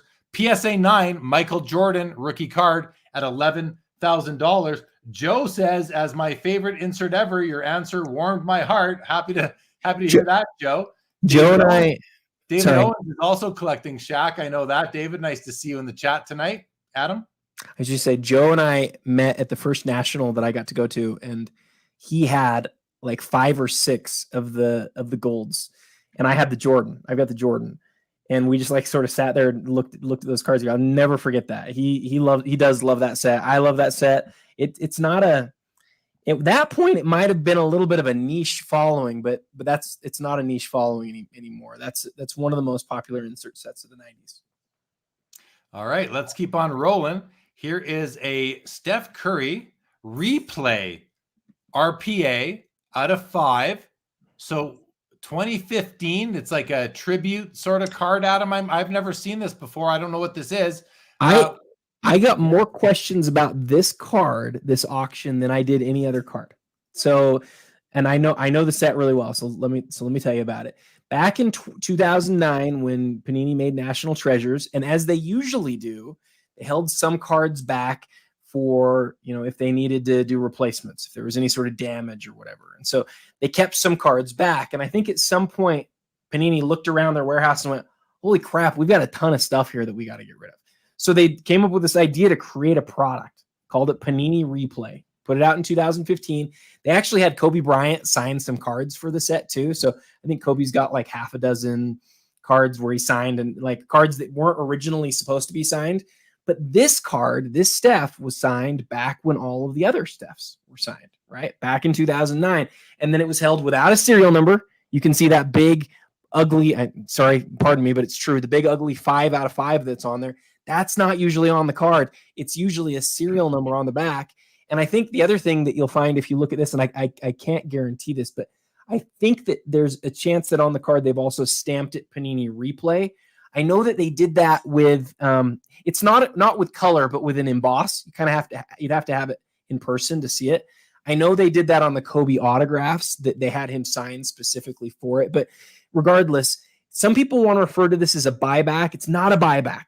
It's not like it was ever one of the original 99. It was a card that didn't go out originally, and then Panini put out there. But the sell here, Jeremy, is really easy. The sell is, this is a card that if it's one of the 99 is 6 figures or close to it. Well, you're looking at 14 grand right now at one of the same cards from the same run, signed at the same time with the same pieces of jersey, just released later with that 5 of 5 on it. And that to me is a really clear sale for 1/6 the price. Yeah, no, thanks for the information on that. Sure. Continuing along, we have an 03 SP Authentic Signatures Michael Jordan PSA 10. Amazing card, $13,000. And a 2020 Flawless Sapphire Justin Herbert RPA out of 10 in a PSA 10 holder. You got the 10 on the card and the 10 on the auto. Beautiful card, beautiful patches as well. We have a 09 Topps Black Steph Curry rookie out of 50.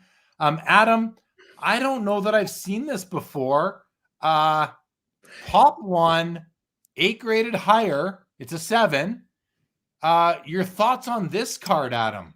So I did a reel for this card several months ago, and it was not this copy. It was a higher graded copy. And the thing that was really astounding to me was when I compared the pop reports, because this is numbered to 50 and the gold refractor is numbered to 50. There's about half as many of these in the population as there are the golds. And I have to think that part of it's probably that some of the golds have been graded and regraded, right? But a big part of it, I think, is that this card, when it first came out of packs, wasn't a big deal. It wasn't. Like, this is the sort of card that I would have imagined selling at my local card shop for $5 to $10. I'm not joking. Like, it wasn't a big deal at all. And so I think some of them have been discarded, thrown away, like thrown in boxes. But the last one of these that sold did a huge number, Jeremy. It did like 62 grand or 65 grand or something. It was a higher grade than this, but I mean, you see the appeal. It's just as rare as the gold. It's the iconic image. It's the Topps paper. And again, it's just as rare as the gold refractor. In fact, it's probably rarer. The professor points out that the last time one of these Gretzky sold was at $22,200. That included buyer's premium, of course, on October 20th. That was my copy. It was a 2-color. This piece of white right here, professor, is what kind of throws you off. This is not a color. That is cardboard in the card right there as well. We have a PSA 8 Wayne Gretzky with exceptional eye appeal. And what I find interesting is I had my PSA 8 in the weekly auction a couple weeks ago, which sold for 10,000 plus BP. This one's at 11. And I can tell you mine was a bit nicer, but that's a different time and a different auction. So let's have a look at this card though. Looks really nice at first glance. Let's have a look at the top corners are pretty nice. I don't think they're perfect 90s, but they're very nice. Top edge is wonderful. Edmonton and Oilers. Look, Edmonton is laid down beautifully. The black is very nice. Oilers is really nice too, but just a little issue right there. But it's on the same plane, which I love to see. Face looks okay. A little bit of blur in the face. We'll see in a moment here how the oil drop is positioned off to the right, and that is causing this shadow down the side of the legs here as well. Side edge, the side edges are great. Like, they're wonderful. It's rough on the left, but that's typical as we know. Bottom edge is really nice. Bottom left corner though, I don't know, that something about that looks a little funky to me. I'm not sure how funky, but a little bit. I love that the black lines are perfectly aligned with the blue and the white. There's no gaps in between the blue and the black, the thin black lines. And if you've seen me talk about Gretzky's, you know that does bother me, and it's present on many copies. Centering top to bottom looks really good. I think it might be a little bit low if I'm comparing this border here to the bottom here. Maybe not. That might be bang on. I'm not, or is there a slight tilt, maybe clockwise a little bit? I think this border is a little bit narrower than down here. So it's got the PWCC E exceptional top 15%. I don't agree with that in this case. Oh, what happened here? I don't think it's worthy of the E. I think this copy is maybe worthy of the A in my personal opinion, but I don't do that for a living as they do. So take that for what it's worth. And a Pokemon card. I love saying and a Pokemon card, Adam. And a Pokemon card. We have a 1982 NCAA Finals ticket stub, Michael Jordan, PSA DNA 10. The stub is authentic. That's an autograph on a finals ticket from him playing the NCAA, Adam. And look at the auto. The auto is beautiful. Perfect. That's got to be something special. Can you speak to the specialness of it? Yeah, it's the very first moment that Michael Jordan really captured the attention of the masses, right? It's that jump shot. Wasn't one of the other great stars on his team who took it. It was Jordan who takes that shot. And so, 1982, talking about something that's 41 years old, to see that where it's signed, you see the pop 1 of 1. I don't collect tickets, but every once in a while you'll see a ticket, and just kind of like you just did, Jeremy, you go like, that's really cool. And that's kind of what I do when I look at this too. Like, it's history. Jordan was there. You can also see the signature here. The signature is, likely from far later. I'm sure this was not signed in 1982. It was likely came back into his presence at some point. And that's kind of cool. It was in the presence of Jordan, for the 1982 big moment. And then it came back into his presence at some other point to get signed. And I think it's awesome. I don't collect tickets, but as far as tickets go, I can't think of more than maybe 5 or 10 moments in basketball history that I'd rather have than this one. Yeah, it's I'm with you. I don't collect tickets either, but I can respect them and the history and the fact that they were there at the game. I love that about them. So pretty cool. But that autograph is really what it's all about. I won't say it's what it's all about. It's almost like as important as the ticket itself, I feel, but I may not be right. I may not be. The ticket connoisseurs out there may not agree with me on that. But here's one of my favorite cards in all of sport. I said this about the Maze. I say it about a lot. This, though, is perhaps my all-time favorite sports card, the 1948 Leaf Jackie Robinson rookie card. And this is a gorgeous, gorgeous copy. Look at that yellow. Look how bright and bold it is. Jackie himself, the ink laid down on him, the hat, his skin tone. It's a little bit dark, but not too dark. It's really, really nice. I love the yellow. It's off center to the left. My personal copy is worsely off center than this one, and I still love it. So I'm okay with it. I love it. I think it's a very strong copy for a 4. Unless there's something there that we just do not see, that we can't see. And then finally, a 2020 Panini Prism gold vinyl Justin Herbert rookie, number 5 of 5, PSA 9. Gorgeous card, Adam. Gorgeous card for Herbert. And we're sitting at $14,500 right now. I believe he's hurt or just got hurt. I don't follow it that closely, but my friend Michael Hathaway informed me that back on Monday, I believe. So if I'm wrong, laugh at me. That's okay. We have a Pokemon card. Pokemon card. And we have a 2006 Exquisite Michael Jordan scripted. What are these called? Just scripted swatches. Scripted swatches. Auto patch out of 25. BGS 95. Autograph is on the patch. Pop 3, none graded higher. And then another Exquisite. This is 07 dual auto quad jersey, numbered 5 of 5, featuring LeBron James and Kevin Durant, BGS 8, $10,000. Adam, I'm going to ask you to say a few words about these two Exquisites. I think scripted swatches are underrated. I think people have long said, I don't like autographs on patches so much that now they're worth a small fraction of other autograph patches that are similar size patches and autographs. And people say, oh, they're going to fade. They're going to fade. This card's like 17 years old. It's okay. It still looks pretty amazing to me. It's the 25. That's a game used patch auto of Jordan. It's also gem mint. And again, if you'd signed it on the cardboard instead of on the patch, it would be several multiples of it. I just think the community's gotten that wrong. Just my opinion. And then the other one's one of the most underrated cards in the whole auction because it's Kevin Durant's rookie year, and Kevin Durant does not have many dual autographs with LeBron James.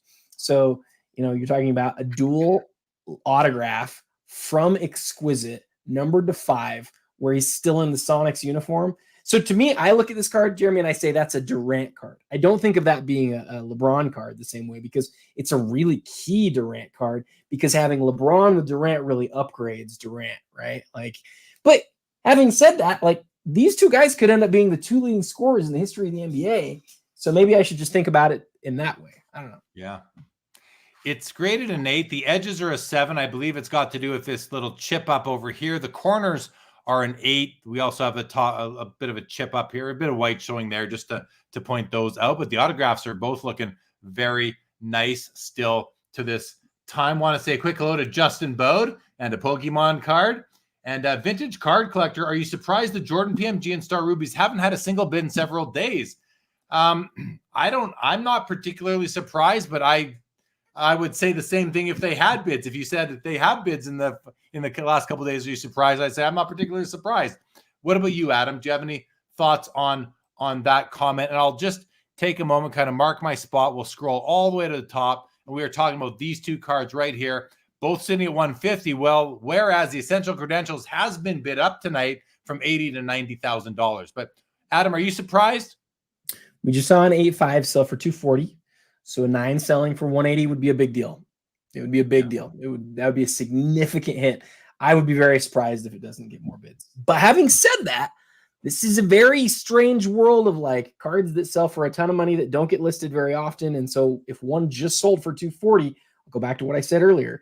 sometimes the best time to buy a card is when one has just sold. Like, and that's a real thing. Maybe that's what's going to happen here, or maybe it'll go for more like what we think. It's just hard to know on cards like this. Yeah. Okay, let's go back down to where we left off, which was, I think, right about here. There, yep. We've got, here's the PMG green, Kobe. We talked about the MJ, so not much more to add on this, I don't think, Adam. It's a pop 4, one graded higher, BGS 9, $8,500. One of my favorite Brady rookies is the 2000 EX. I call this the Brady with a tail. It always looks to me like this here is a tail coming out of the back of him. I've never, ever since I first saw this card, I've never got that out of my head, but I still think it's a really cool card.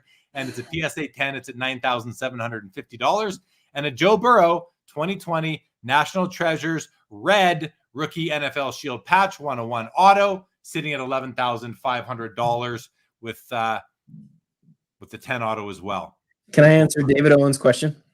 What does he ask?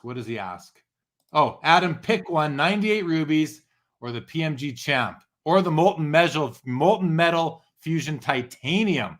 Yeah, you pick one first. I'll go second. So I own 2 of the 3. I own the molten metal and the PMG, and I like the molten metal the best. I've always maintained that. It's the serial number straight out of the card. It's the rarer card.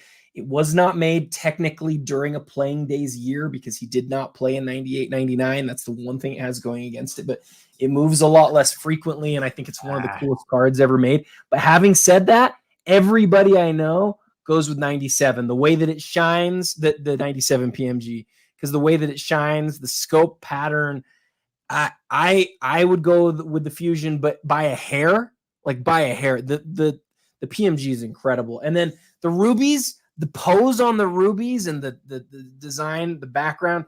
It's an amazing card. So David's asking a great question here, but like I own the 2 that I do because I like them the most, and then I would put the rubies third. I'm going with the rubies, and I swear to God, up until like today, I would have said the championship PMG, but I'm going with the rubies. I think because I have a Ken Griffey Jr. rubies out of 50, which I just adore the card. I think it's one of the most beautiful cards in my collection, and I don't have any championship PMGs, so I would go with the Jordan. They're both out of 50, and I would put it right beside my Griffey, and I would feel like you complete me, Michael Jordan rubies. You complete me. So that's the one I would go with. The only other thing that I would add to David on that one is that the thing that we don't always talk about with the PMG is that Chicago skyline. If you're a Chicago person, it's not a hard question. It's not. I'm just not a Chicago person, right? Like, so for that reason, I go with the molten metal. Yeah. Zach Swisher says rooting hard for the Jordan PMG. David Owens is taking the molten metal. And David Owens says if we were talking Shaq, it's the molten metal fusion titanium as well, which we saw just up here in the auction a little bit earlier. There it goes. It's still it's $11,500. It's had a $500 bid come in since we saw it last time. And yes, that is the one that I would want. That's the Shaq card. That was the card.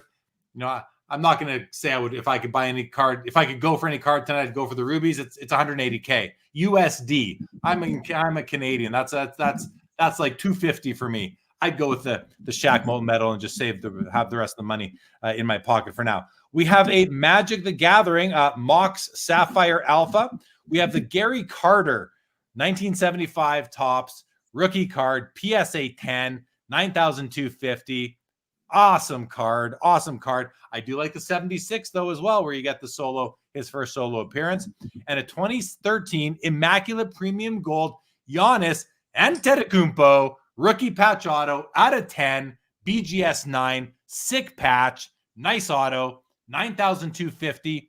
Adam, this seems to me to be extremely low priced right now. What am I missing here? Why is this only still under 10 grand? What am I missing? We continue to see Immaculate's brand value decrease in places where it just astounds me. This is the thing that we've always talked about. Compare that card or the Immaculate Acetate, or frankly, just the card to 99 and compare it to the National Treasures. Aesthetically, I take the Immaculate on all of them, but especially this one. I mean, the patch is huge. This is one that you want to get the 360 going and see how the gold hollow foil hits that card. And the fact that it's out of 10, like aesthetically, it's exquisite, but with like nicer, like with really nice foil. I mean, it's just, that's as good as it gets. And yet it's a fraction of the price. And so I would say the same thing if there was an NT up today. I don't get it. I just, the brand equity of NT is so strong compared to Immaculate. It just blows my mind. Yet I like Flawless above both personally. And it gets a bid. So maybe someone heard us and thought, yeah, these guys are right. Let's come in with a half bid up to, I think that's a half bid. I'm not sure, to 10,250. There it is. So where are we at here? It's weird. The clock is showing 45 seconds. Oh, because I think we're into the 1 minute windows now. Yes, that's right. We're into the 1 minute windows now. All right, guys. So the auction is still going. There's still bids coming in. But if there is not a bid within any 1 minute period, the whole thing ends all at the same time. Johnny Moore, the most expensive base card in the history of sports cards that is not like an important player or a rookie. PSA 10, $13,000. I don't think it's a rookie card. Maybe it is. I'm not even. It is. It is. It is a rookie card. We also have a 2019 National Treasures Kevin Durant Logoman patch auto. 1 of 1. The card is graded authentic and the autograph is graded a 10. It's a pretty cool card right there, Adam. And we have a 1950s top, 1957 tops, Bill Russell, PSA 6, sitting at $8,875. Now, Adam, there's 2 things I want to mention about this copy. The first one is the centering is definitely off. It's high and it's to the right. That's the worst thing it's got going for it. Look at the color. Look at how dark the background is. There's also a bit of a registration issue. I can sort of see it down the side of the defender's or the offender's face right here. But the black, it's like, usually there's all sorts of green fish eyes back in there. There's none in there. This is a really nice, bold color copy, in my opinion, Adam. It's a 6. It's sitting at 88.75. That seems very low to me. Is that because of the centering, do you think? Or is this card just retracted like many cards have? This is a card I don't think should retract in value. It's such an important card. It's a Mount Rushmore card. What are your thoughts? I don't really remember. I've never been in the market for this one, so you could be right that it's low. I just don't really know, but I do agree with you that its color and everything is just gorgeous. We see so much more snow usually, even on 6s, and 6 for this card is a very strong grade. I sort of listened to you enough that I feel like I notice now more than ever registration, and I noticed that this one isn't perfect, but I think this one's probably even still above average. A lot of these his face is more blurry than this one is, and I would, all things being equal, I would love the centering to be spot on, but that's just a really clean copy. Both the color and the white area looks like it should. I kind of wonder if there's maybe something on the back. Maybe, I don't know. It looks like a really nice copied mirror. Do you think that the centering on its own is just enough to warrant the 6th grade? Yeah, I do. I think that the centering is the only thing really bringing this card down from. I mean, even the edges and the corners they look amazing. Like this card now. You know, PSA centering standards are quite loose. Like 60-40 on the front for a 10 I feel is loose. But I don't know where this. I don't know what is this 30? Is this 30-70? Maybe something like that. Maybe it's even 80-20 side to side. That's why I was saying maybe there could be something on the back even. Maybe there's something on the back. Assuming the back is as good as the front. We don't look at the backs on the show usually, guys, because it just causes too many bandwidth issues with multi-streaming and all the stuff. But it's a gorgeous copy outside of centering. And to me, if this was better centered, how is this not an 8? Maybe even an 8.5 if it had like really good centering, because everything else about it is just lovely. I love it. I own a copy of this card in a 6. I do watch them. That's why I'm a little bit surprised, because I have an idea of what they've sold for over the last little while, and this one surprised me. And but just for, again, transparency, I do own this card in a 6, but mine is better centered, but doesn't have as great of a background. So they're all different. Vintage cards, the grade is just one aspect of them. You have to look into the cards themselves. I love this Peyton Manning, Adam, just like I love the Jordan Essential Credentials future up there. I love this Peyton Manning Essential Credentials now from 1998.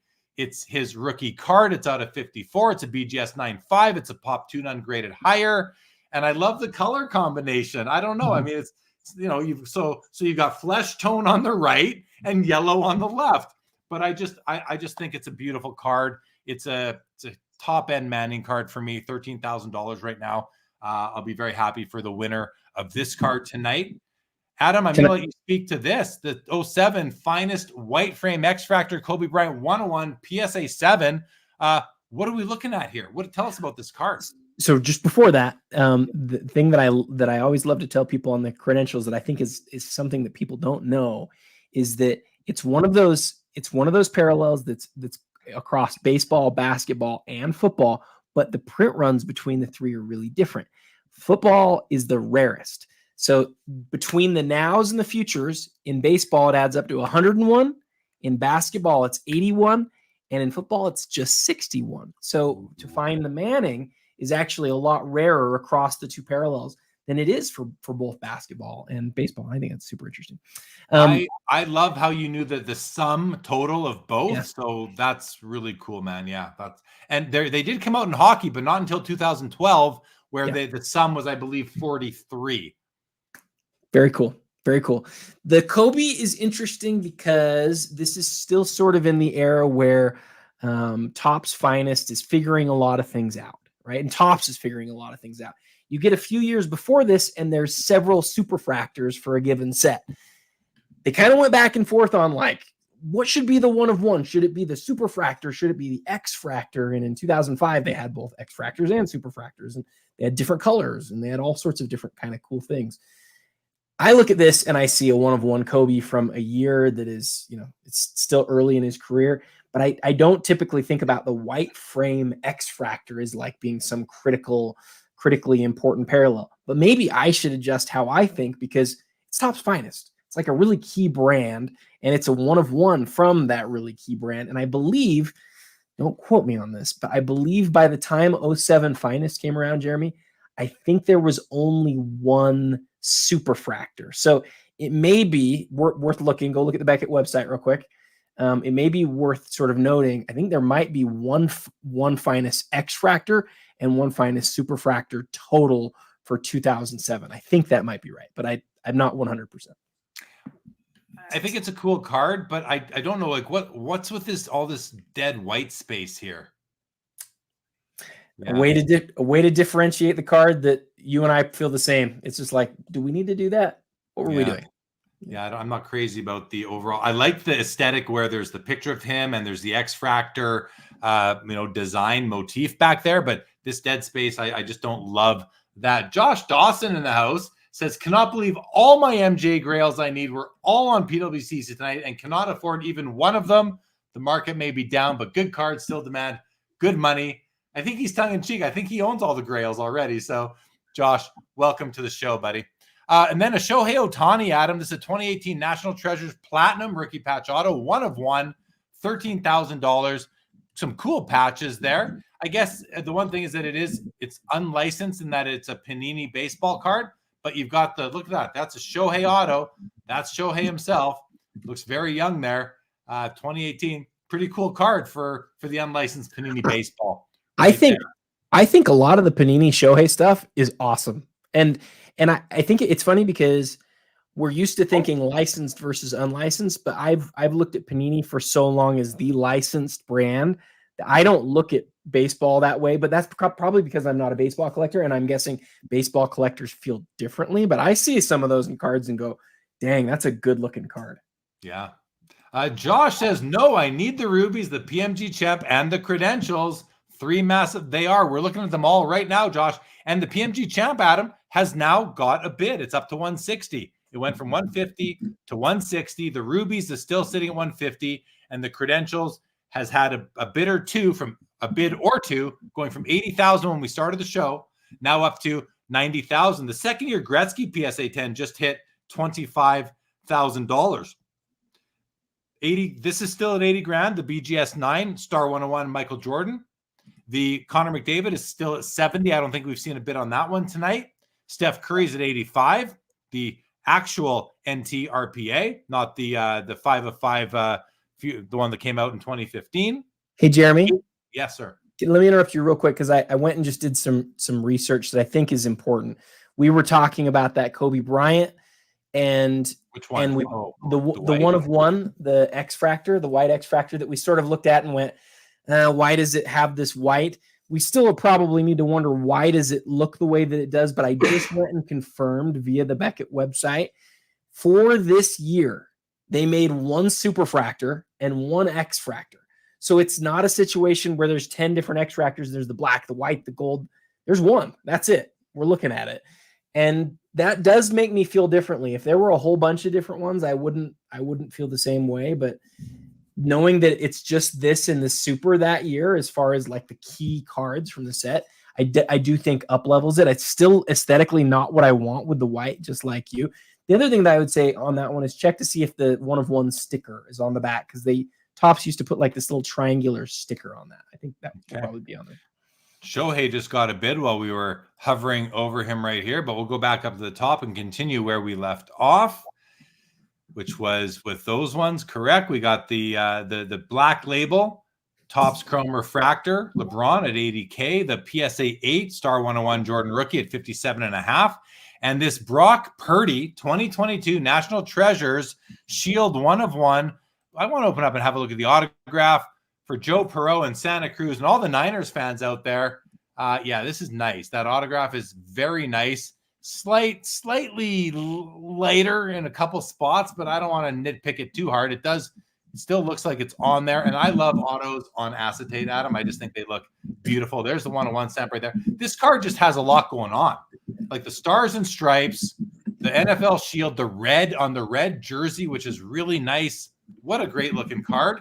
It's sitting right now at a price of $85,000 plus BP of 20%. So a great looking card. This Crosby RPA, $36,000. Like, I wish I was in a position and the market and the market to and even I collected that way to buy a card like this. But I saw on Instagram, we are streaming live to Instagram, everybody, as well. We have over 110 people here on YouTube with us, but we have some people on Instagram as well. And I saw some comments before someone said that he was about to win this card. And if you're out there, my friend, I wish you luck. It's an amazing copy at a great price, in my opinion. So all the best. Good luck to you on acquiring this card, which would go great in your collection. I know that for sure. The guy I'm talking about owns one of these as well, the McDavid Gold RPA. So congrats and good luck, man. I hope you win it. The Eddie Plank. The Eddie Plank is sitting at $38K. The dual auto MJ and LeBron at $35,000. The Ronaldo Mega Cracks at $52,500. That is I don't know the population. Do we know the pop on this ad? I'm going to look it up really quick on the PSA app because let's see. On the Ronaldo? Yeah, the PSA 10 Ronaldo. That is 2129 6462. Very At one point, that was a few $100,000. I think it was like 3 or 4 at one point. And now it's a population, guys, of 38. 38 for the. I'm not a soccer card expert, but I think this is his best rookie, if not his only rookie. Maybe not only, but his best, most desirable. Pop 38 only. And it's, wow. Okay. Listen, 52 grand's a lot of money for anybody, really. But, except a few people, of course. But, yeah, there we go. Continuing on. This beautiful SGC3 off-centered Mickey Mantle 52 top sitting at $36K. 32 on the SP Authentic Tom Brady rookie, PSA 10. And the card that I know Adam really thinks is just an amazing card, the 02 Finest Gold Refractor LeBron James, PSA 7, numbered 1/25. First LeBron card. It's the first, as Adam said earlier tonight, $55,000. We've got the gorgeous 33 Gaudy Babe Ruth, number 144, the batting stance. Of the 4 cards that Babe Ruth has in 33 Gaudy, this is the only one that shows him in the full body shot in batting pose. It says exceptional eye appeal. And listen, while I disagreed earlier on the eye appeal designation that PWCC awarded to the PSA 8 Wayne Gretzky.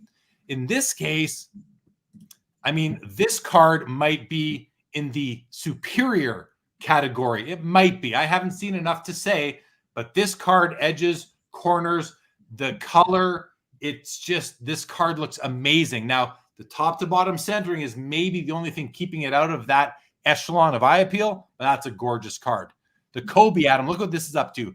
The authentic altered Kobe Red PMG is up to $50,000, which is actually $60,000 with buyer's premium.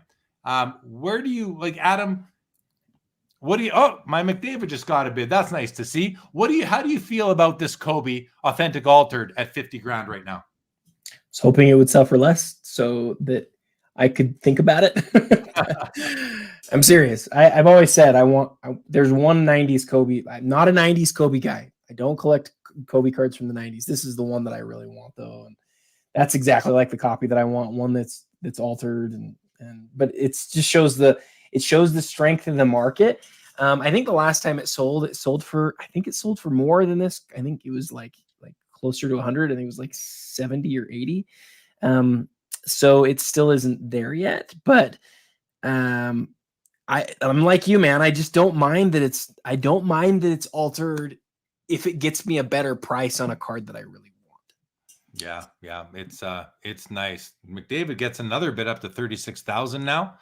Okay, we got the sticker, the Jordan rookie sticker, 32, the PSA 8, Hank Aaron, 54 Topps rookie at 27.5, and the very, very beautiful SP Authentic, SP Limited, the gold LeBron James auto rookie out of 50, Pop 10, PSA 10, and Adam gushes over the foil on this particular card. Adam, I know you that well. This Junior Caminero is at 28.5. It's a 101 Superfractor autograph. And listen, I've never heard of him, but I don't follow, the baseball prospect game. Although this is also from 2023, 28.5 for Junior Caminero. Don't have much more to say about it, but I will say about Jason Tatum, who's sitting beside him at a 99 NTRPA, sitting at $25,000. And of course, Lugia, Mr. Lugia, he was drafted in the third round of the 1986 NFL draft, is at $25,500, Mr. Lugia. 32K now, Adam, on the Z-Pete, the big men on court, Z-Force Z-Pete, Michael Jordan, Pop 8. I mean, any 90s Jordan card. I think I said this before, so pardon me if you've been along with us the whole show so far, everybody, but any 90s Michael Jordan insert, parallel of an insert of a parallel even. I don't think that exists, but it's fun to say. With a pop of like 8, come on. What a card. I'm not saying it's cheap at 32. I don't know, but I will tell you guys that at the 2019 National, I had this card, not made one of the 8 of these in my hand, Adam, and I had the deal done at $2,500, and I walked away from it. Wow. I walked away from it. Yep. Did you walk away from it because you liked the regular version more than the ZP version?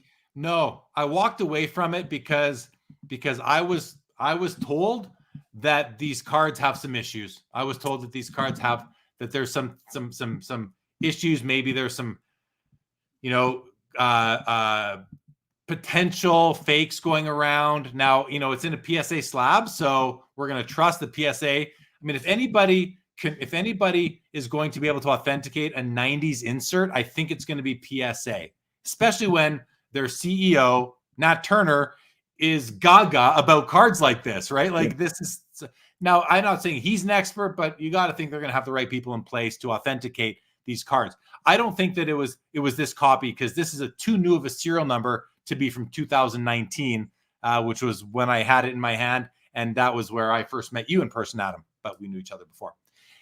The Jordan Noble nameplate, or just Noble, what is this called, Adam? Noble plates? Noble nameplates. Thank you. Auto patch sitting at $46,000. And what a great looking card that is. Kobe Essential Credentials at $34K. Tiger Woods, SP Authentic, autographed rookie at $22,500. Tim Duncan 101 Masterpieces is at $34,000. Guys, this auction isn't over yet. The bids are still coming in. Look at this. 22.5. I think I just saw Adam on that Steph Curry NT, the 5 of 5. The replay. Yeah. The replay. That's such an interesting card, man. I didn't know. I had people asking me, is this going to go for 10 or is it going to go for 40? And I'm like, I have no idea. It's just, there's only 5 of them. I just feel like right now, lots of different cards are getting bids. It's not just a few that are keeping the auction going. I feel like there's a lot of cards getting bids. Now, it might not be the ones at the very top, like the ones at the $150,000 cards, but it's these ones between that 15 and 30 that seem to be getting bids just from me watching the bottom corner of the screen. There's one at 20 grand right now. LeBron James, Ultimate Collection out of 250, rookie auto, BGS 95, 22.5. Juan Soto, Platinum Tops Update 101 rookie at 33K. I don't know much about this card, but that seems low to me based on what I see elsewhere, but I do not understand. And now it gets a bid to 35. I do not understand where this card falls amongst hardcore baseball collectors. So take what I say with a grain of salt. I just don't really know about the card. The Mike Trout's still sitting at 22,000. The Dan Marino PMG green out of 15 sitting at 23K. Pop 2, none higher. That's special, isn't it? Pop 2, none higher in PSA of this card.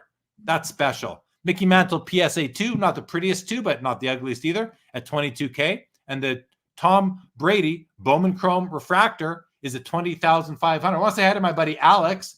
Says, thanks for the show, guys. You have it on while you're working. That's awesome. Good to see you, bud. Zach Swisher says, wise man once told me the PSA 90s card authentication advice. The PSA 90s card authentication advice. What did they tell you, Zach? What was the advice that they gave you? Don't know if that was a complete thought or not. I'm just not sure. That might be advice from me. I don't. Maybe it's not. But are you calling yourself a wise man, Adam? No, but I think he was making a joke, right? We've talked about it already on the show. You did a great job of talking about it. The fact that the CEO of Collectors Universe loves these cards, and they have really some of the real experts for identifying fakes. Like it just gives you a different level of confidence on some of those cards. And it's not saying anything negative about anybody else, but their cards have sold for more. They just have, being in those slabs. And the fact that the same card can sell for more in a specific slab influences how people think. And so yeah. I agree with that. I just want to, we were talking about Nat Turner for a moment, that he loves 90s basketball inserts, but I just watched a podcast on YouTube on, I think it was on Mike Moynihan. It was Mike Moynihan for sure. I think it's on his baseball collector channel. He just interviewed Nat and posted it to YouTube yesterday or the day before. And Nat also, has a big thing for 50s baseball. So it's not that he only loves 90s inserts. He also loves vintage and unopened packs. And so I think it's good that he has a broad interest as in that position. Okay, the Black Lotus. We've got the Babe Ruth 48 Leaf at 23,250. The triple logo man of Brandon Roy, Chris Paul, and Kevin Durant sitting at 22.5. The back-to-back LeBron PSA 10 Topps Chrome Refractors at 18,750 and 19,000. And the Disney card with Mickey Mouse sitting at 24,500. Yes, Zach was referring to your advice to him, Adam. You were right. Hello, Orlando from A Collector's Dream. Welcome to the evening. The Luca Donruss Optic Autograph Gold out of 10, $32,000. One of Adam's favorite Panini Prism hollow silver type of cards. And the Chalk Toss, the red Chalk Toss, LeBron James 5 of 5, sitting at $44,000, where you don't even see his face. You see the underside of his chin and just how well he was shaven that day. We have a big brown box that is filled with Upper Deck SP Authentic Basketball, factory sealed case, 12 boxes, BBCE authenticated, $21,000.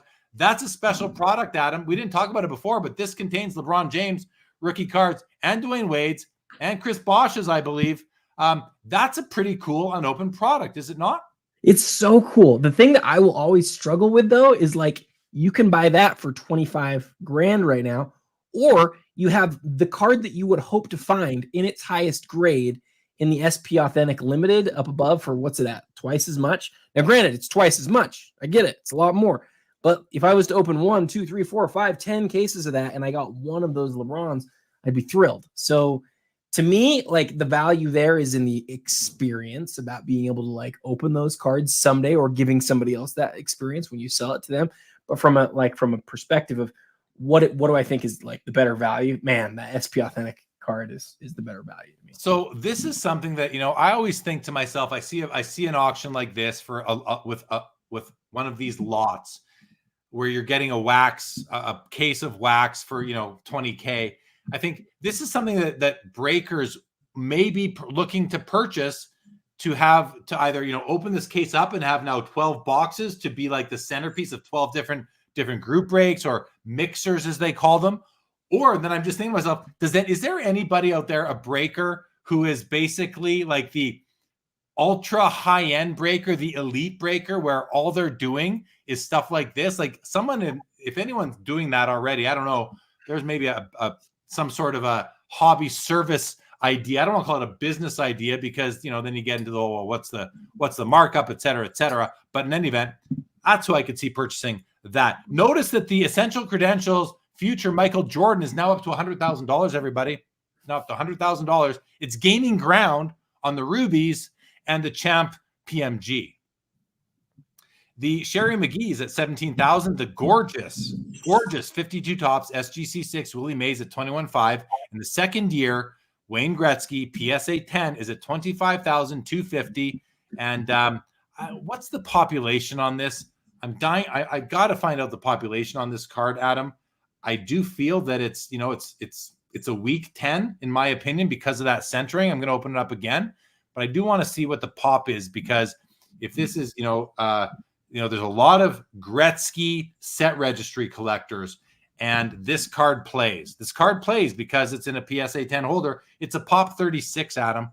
It's only 36 people can claim a PSA 10 1980 O-Pee-Chee Gretzky on the set registry, and I'm sure there's several more than that competing on there. So, all right, the dual-sided Mark Bulger Tom Brady playoff contenders round numbers auto gold at 18,500. What I love about this, and I love the PSA put the back of the card to the front of the holder, recognizing that that's the important side. I just love that. I think that's a great move by them. The Connor McDavid PMG blue out of 50 PSA 10 pop 1. My card, everybody, is at, my card until it sells tonight is at $36,000. And the 2017 Panini Contenders Patrick Mahomes rookie auto BGS 9.5 is at $15,500. The Molitor Trammell 18.5 and the PSA 6 Bowman Willie Mays is at $15,750.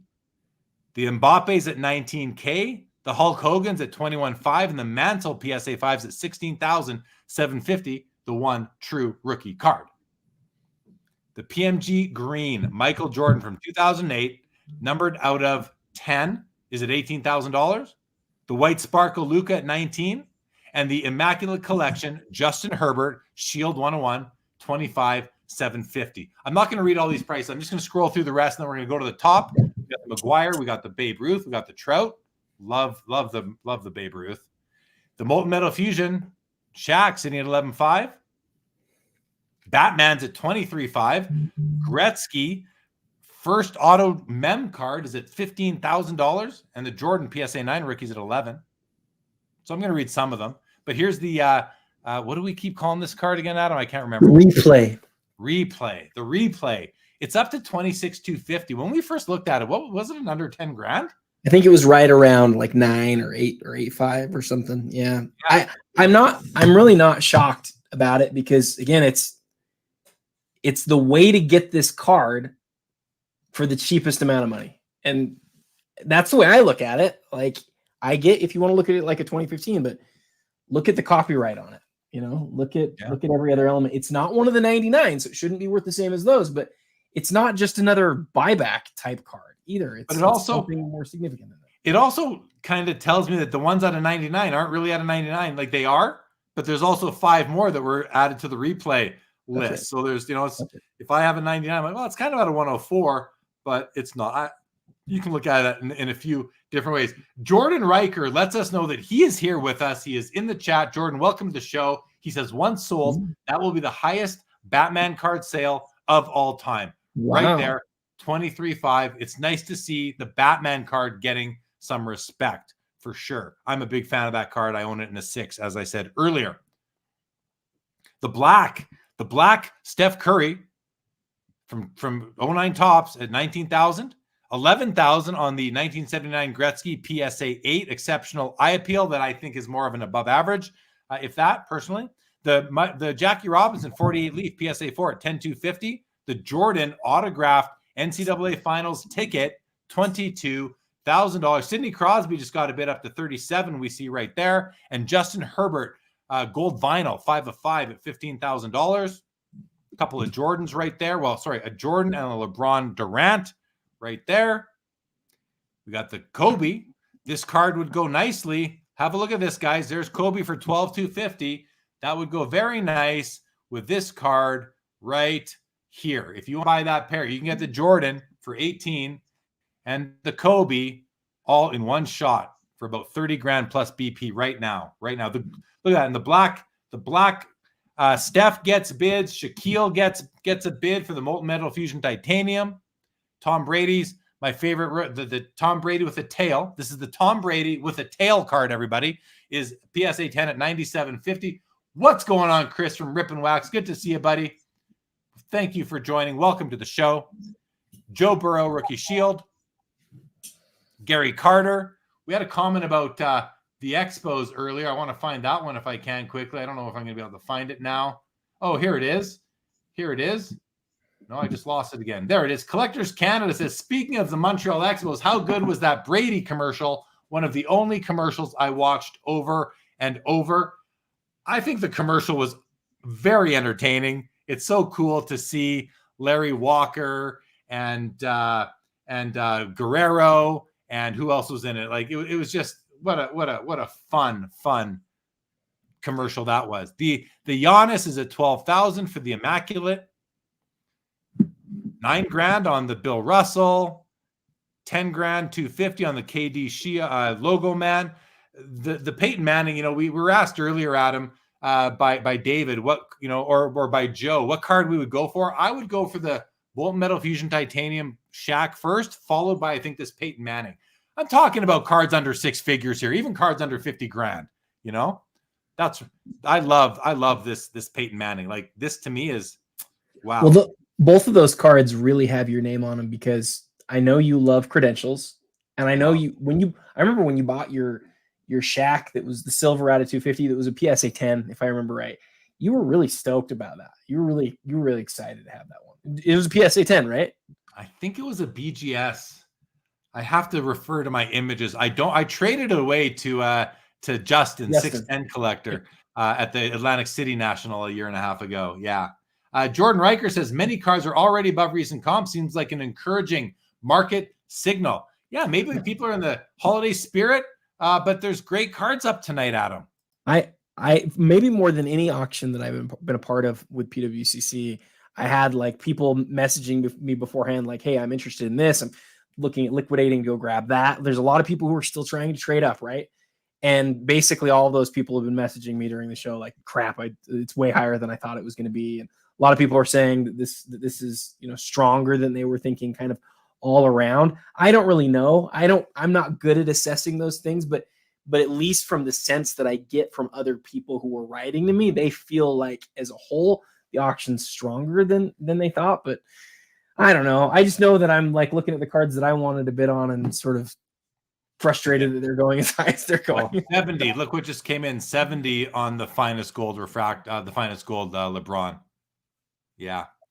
Are you willing to talk about your potential action on that card right now? Are you still in on it? And keep in mind, some of the competitors you might be bidding against might be watching right now. So don't answer if you don't want to, because I think you need to. Sometimes when you're bidding on an auction, you want to keep your cards close to your chest. I don't think you're obligated to tell us if you're bidding on it at all. But do you have any? Do you want to talk about it? I want to give you the option. It's higher than I wanted it to be. I've bought more expensive cards before though. So, and I have like a spreadsheet of stuff that I know that I would have to get rid of to get it. And so you start asking those types of questions. That's all I'll say right now. Fair. Back to this Peyton Manning. I love the card. 13,750. All right, let's go back to the top of the auction and see what's going on. Okay, so the rubies has got a bid from 150 to 155. Josh Johnson in the house says, I give up on the finest gold. Sigh. So there was maybe another person who was looking to pick up the card tonight if he was bidding on it. And Josh, if you were bidding and you are no longer, sorry that you're not going to win that card tonight, I suppose. Adam, any comments on that? I mean, it seems like both of you were interested in that card. The number of people who messaged me to say, hey, who do you think is going to be in on this? And I knew Josh would be in on it because Josh has the Chrome 1 of 50, and he has, I believe, the Bowman Chrome I think that's 1 of 50 as well.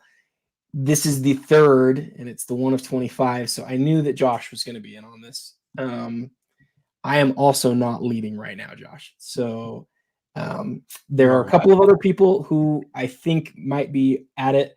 I texted one of my friends last night that if I didn't get it, I kind of hoped that Josh would get it. Actually, I think it was you, Jeremy, who I said that to, because he has those other 2 1 of whatever cards. But now knowing that he doesn't have it, I'm obviously sort of sitting here wondering who is in the lead. Well, it's so someone's going to be happy with it, and maybe I suppose it may not be Josh, it may not be you, but it might be somebody else. Well, it's going to be somebody. I could tell you one thing, it's going to be somebody. We know that. The Purdy Shield 1 of 1 is up to 125 now, Adam. That's big money. Again, I don't know if it's high, low, or not, but it's a lot of money for it. And I was going to say that the rubies has got a bid up to 155. The champ PMG 160, but the credentials is inched a bit closer. These have gone up less than this one has. This started at 80. These will start at 150. So it's nice to see that it's at about 2/3 the price of these two now, a bit less with buyer's premium once you tack that on. 87.5 on the Curry NTRPA. Adam, one thing I wanted to point out, this is a much nicer card than the replay because of the autograph. Look at this autograph. It's all contained. The tail comes down through the border. Who cares? Very small autograph window to sign in, but you go back down to the replay. If we can scroll or make our way back down to that quickly or somewhat quickly, the autograph on it, I didn't say anything earlier, I didn't feel the need to say it, but the autograph down here, let's look at this one. It goes into the patch. And it looks like he didn't quite go. He came up and then he slid all the way across. You can see there's blue all the way across. So he kind of went straight line. So it's not to go into the patch. But it's kind of like his pen or sorry, go ahead. No, I was just you go ahead. I think go ahead. I was just say it's like his marker got stuck on the fabric and then sort of continued on. Maybe. Or he stopped, he went across and came down. I don't know if there's any ink on the fabric. It'll be really hard to tell that just because it's so dark. But that's this. And the black is a bit of a blemish overall. It kind of draws your eyes away, but you are still getting a card produced of him from NT RPA from the right time, just replayed later, stamp 5 of 5. But the one up here, I just find is so much nicer, and it's also selling for 3 times the price. So that's the point. So if you're in the market to have the card in some format and you have a budget, sometimes that's the only thing that's available, and it's easy to talk yourself into because there's only 5 copies. It actually has a nicer patch, and it's still the same. It's still the same form of a card. So if it was me, Jeremy, I would probably not have an interest in the replay because it isn't from that original. It's not from that original run. And that to me is really important. Yeah. But again, if I never felt like I was going to have a chance at anything else, I could 100% see myself saying, this is the closest that I'm ever going to get to it. And I totally get it for that reason. Yeah. The Purdy Shield is up to 155. I think last time we stopped by like 4 minutes ago was at 125. Wow. And someone did mention, Zach Swisher says the Purdy is a major story in my opinion. David Owens, oh, is it over? Is the auction over? Looks like the it. auction ended. David Owens says Josh is winning the Purdy, and Josh says I gave up at 130. And the auction is over. The December Premier Auction has completed. See completed listings. Let's go run through what just happened here, everybody. Congratulations to all of the new owners of cards. Very happy for everybody. Here we go. And we are sorted by highest price, so this will be fun. The Champ PMG Michael Jordan, $192,000. The Skybox Premium Star Rubies Michael Jordan, $186,000. The same as the Brock Purdy Shield Patch Auto 101, $186,000. Major story, says Vintage and Zach Swisher. Josh wants to know, Adam, did you win the finest LeBron? No, it wasn't me. I have a suspicion. Not. I have a suspicion as of who, but not me. What's Rodman's plot twist? I'm the currently highest bidder on what? Of the Purdy? Of the Purdy? No, Rodman only bids on soccer cards now. Yeah, it's not the Purdy. It's not the Purdy. He's on the Mbappe maybe. The Michael Jordan Essential Credentials Future does 120. Maybe he picked up a Curry. The Curry NTRPA does 105. The LeBron Black Label Refractor Topps Chrome does 96K. A very nice Star 101 Michael Jordan rookie does 96,000. And the finest gold refractor, LeBron James, numbered 1 of 25 from 2002, does $87,000. And we do not know who owns it at this point in time.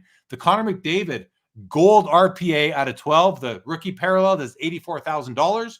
The PSA 8 Star Michael Jordan does 69K. Very nice copy. The Ronaldo, maybe that was what Rodman purchased. I doubt it, but maybe. $63,000. That's a pop. What do we say? 36 or something like that? Like a very, very low pop right there. The Mahomes NTRPA, $60,000. The altered PMG Red, Kobe Bryant does 60, and the beautiful Michael Jordan Noble nameplates does 55,200. The Chalk Toss, the LeBron James 08 Topps Chrome Red Refractor 5 of 5 BGS 9, bottom of the chin card does $52,800. The Walter Payton 76 Topps PSA 10 rookie does $50,400. The Eddie Plank does 45.6, and the beautiful off center but beautiful 52 Topps SGC3 Mickey Mantle does 44,000. The Sidney Crosby Cup RPA does 44,400. I think that's one of my sort of steals of the auction, Adam, because it's game used memorabilia, beautiful 3-color patch. Those are rare. I think that's a great card. Congratulations. And the card that I had on consignment tonight, this 2015 PMG Blue Connor McDavid rookie Pop 1 PSA 10 does $43,200. The dual auto Jordan LeBron 42K. The 1 of 1 Tim Duncan Masterpieces 42K. The Juan Soto Platinum 1 of 1 Adam 42K. And the Babe Ruth number 144 batting pose exceptional eye appeal does $40,800. And we're going to stop right there. I see you guys are having some fun. David Owens, Josh Johnson, Rodman Martinez having some fun in the chat, guys. Appreciate you all being here. Adam, takeaways, comments. What are you thinking right now? Are you upset with your non-purchase tonight? Yeah, I am. But I knew that it was really likely, right? I thought that it was probably not going to happen, but you want to have something happen like that, and so you get your mindset on it. It doesn't work out. We all know what it feels like to be outpriced and not be able to make it happen. But I got to look at my collection and figure out what I'm willing to give up. I wasn't willing to give it up. It still stinks because you hope it'll sell for less, but it is what it is. I'm really disappointed in the PMG sale because it was, the 8.5 sold for $240 and now the 9. So we went up a grade and we went down like 20%. And so that being like my best card in my collection, taking a hit like that is like, that hurts, but it is what it is. Yeah. So first of all, Joe says here, lost the PMG. Boo. Sorry to hear that, Joe Vintage says weak prices on all three of the big Jordans. Well, listen, we're talking about these three cards here, guys. It's hard for me to accept that this is a weak price. It's weak compared to the last one, but it's hard for me to accept that 192,000 is weak on this card. It's also hard for me to accept that 186,000 is weak on this. That's a lot. This is a lot. Guys, we're not in 2021, 2022 anymore. Yes, I recognize, Adam, that within the last few weeks, the BGS A5 did more. I understand that, but it's not like, it's like you've said all night, right? Sometimes the best time to buy a card is when the next one comes out. And people have seen what happens when one card, a card that hasn't sold for a while, comes onto the market, is sold, and then more and more hit the market. Remember, right. January 28th, 2021, when there were 4 Michael Jordan PSA 10s that all sold for $720,000, 2 public, 2 private. And then all of a sudden it was Jordan, PSA 10, PSA 10. Every week there was another one selling until the price came down to where it is now at about that, 180 mark. So I think people recognize that. And the best thing that the consignor of this card could have done would have been, well, I shouldn't say that because we don't know where the economy's going. We think it's getting better right now. But the best thing that they could have done in hindsight is hold that card for 6 months and then list it for sale. Don't list it back to back is kind of my thought. And you feel the same way. And we've learned that. If you've been observing this market for the past 3 years, you should know that by now. You should know that you want to be the first one to market with a rare card. Take that chance and see how you do. Because the second person isn't going to do as well. You are so wise about this. And I think all 3 of the big Jordans, they all experienced some element of this. We've seen the Rubies card up recently. There's another one that's up now. The PMG sold recently, a couple of, like a month ago or so, a few weeks ago. There's also another auction house that just posted that they'll have one for sale. And then the credentials, we've seen a couple of those too. And so whenever you have these moments, again, if you're the buyer, you can't just think like the seller. You got to think like the buyer too. In this moment, if that's a card that you have to have, then it's the best time to buy when you've seen a few of them real quick, because it won't always be like this. It's not like there's 100 of that Jordan card out there. There are 50 of them that are numbered, but that's not how many there actually are, right? There's fewer than that. And so what we know historically is we're going to see a few of them a year. Maybe it'll go up a little bit more than that, but when you see a bunch sell real quick together, Jeremy, I'm with you. That's often the very best time to be able to buy the card. And I bet you the 9 buyer right now is sure feeling good that he didn't pay, so much more for an 8.5 just a few weeks ago. Yeah, right. What grade is yours in? Mine's a 9 as well. Yours a 9 as well. Yeah. I'd rather have a 9 than an 8.5, even though the recent prices may not reflect that, but definitely where I would like to be. David Owen says, if I had Adam's money, I'd have bought all 3. Stop. David has always been in these auctions and I'm not. So I don't want to hear that. The chat's been amazing tonight. It's been so much of fun. David Owen says, Rodman says only messy cards for me. Steve Ho, who will be my guest on Sports Cards Live, everybody, 2 nights from now, says agree. Crosby Cup RPA to 99 3 colors, a great buy. Approximately 20% are true 3 colors. He won 2 cards this auction. Congratulations, Stephen. I'm curious what they are, and maybe you'll divulge that to me and our audience on Sports Cards Live on Saturday. We go live at 10 o'clock Eastern, everybody. Stephen has been on before, and he has owned some of the finest cards in the hobby in his collecting career. He's been around a long time. I've known him since probably 2004 or so, and he will be on with me. We're going to have a great episode. We met today to talk about it a bit, and we didn't have to talk that much. We're just going to be chatting. It's going to be a really fun show with Steve Ho coming up. Mr. Foch, Mr. Foch on Instagram, everybody. Make sure you're giving him a follow on IG, but he'll be on again with me, as I mentioned, this Saturday on Sports Cards Live. Hey, real quick, Jeremy. I got to know Stephen for overbidding over a card here a couple of months ago. He's one of the coolest guys, man. I got to join you guys for that. Just follow you guys as you have your conversation, because he's a blast. He's somebody who I thought about interviewing for BCF as well. So that'll be a great show. Come into the chat, please, on Saturday. If you're able to, I know weekends are family time, but if you're able to, come on into the chat. Josh Dawson, I won 1 nice card, but none of the big 3 MJs. What'd you get, Josh? What did you win, Josh? What did David Owens? David Owens, did you win anything? What did you win, please, David Owens? If anything, what did you win? I want to hear from Josh and David Owens before we wrap up the show, guys. Let's see if we can guess on Josh. Did he get the big man on court? Maybe. Big man on it's probably Jordan. I guess he loves LeBron too, but I think he's been more focused on Jordan. Maybe he got the finest refractor, the finest gold. No, LeBron. Tell us, Josh. Don't play game. Tell us what you got, Josh. Josh isn't a serial number guy. I don't think so.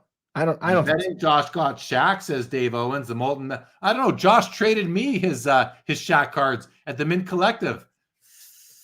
I don't know, Josh. I don't know. The noble nameplates, Josh. Did you buy the noble nameplates? It's not noble nameplates. PMG green. Oh yeah, that makes sense. That makes sense. That's a Josh. PMG green. Good, nice. Thanks for letting us know, Josh. Good to see you. Thanks for joining us in the chat. Okay, we're gonna wrap up, Adam. Unless there's anything else you want to mention, anything going on at BCF you want to mention? Just bummed. I'm just gonna go upstairs and go cry. All right, guys. That's gonna do it for tonight. Thank you for joining us here on the monthly PWCC Premier Auction Ending Watch Party, December, the last one of 2023. Adam and I have been doing this we're coming up on 3 years, you guys, of doing this show. We're planning to continue into 2024. Look forward to seeing you all on the future pretty much the third Thursdays of the month. So please continue to join us. This is fun for us, and we hope it's fun for you. Thank you, Joe. Thank you, Diamond Card Collector. Appreciate you guys being here. Joe Perot, appreciate it. Guys, with that, this episode of the PWCC Premier Auctioning Watch Party is now over.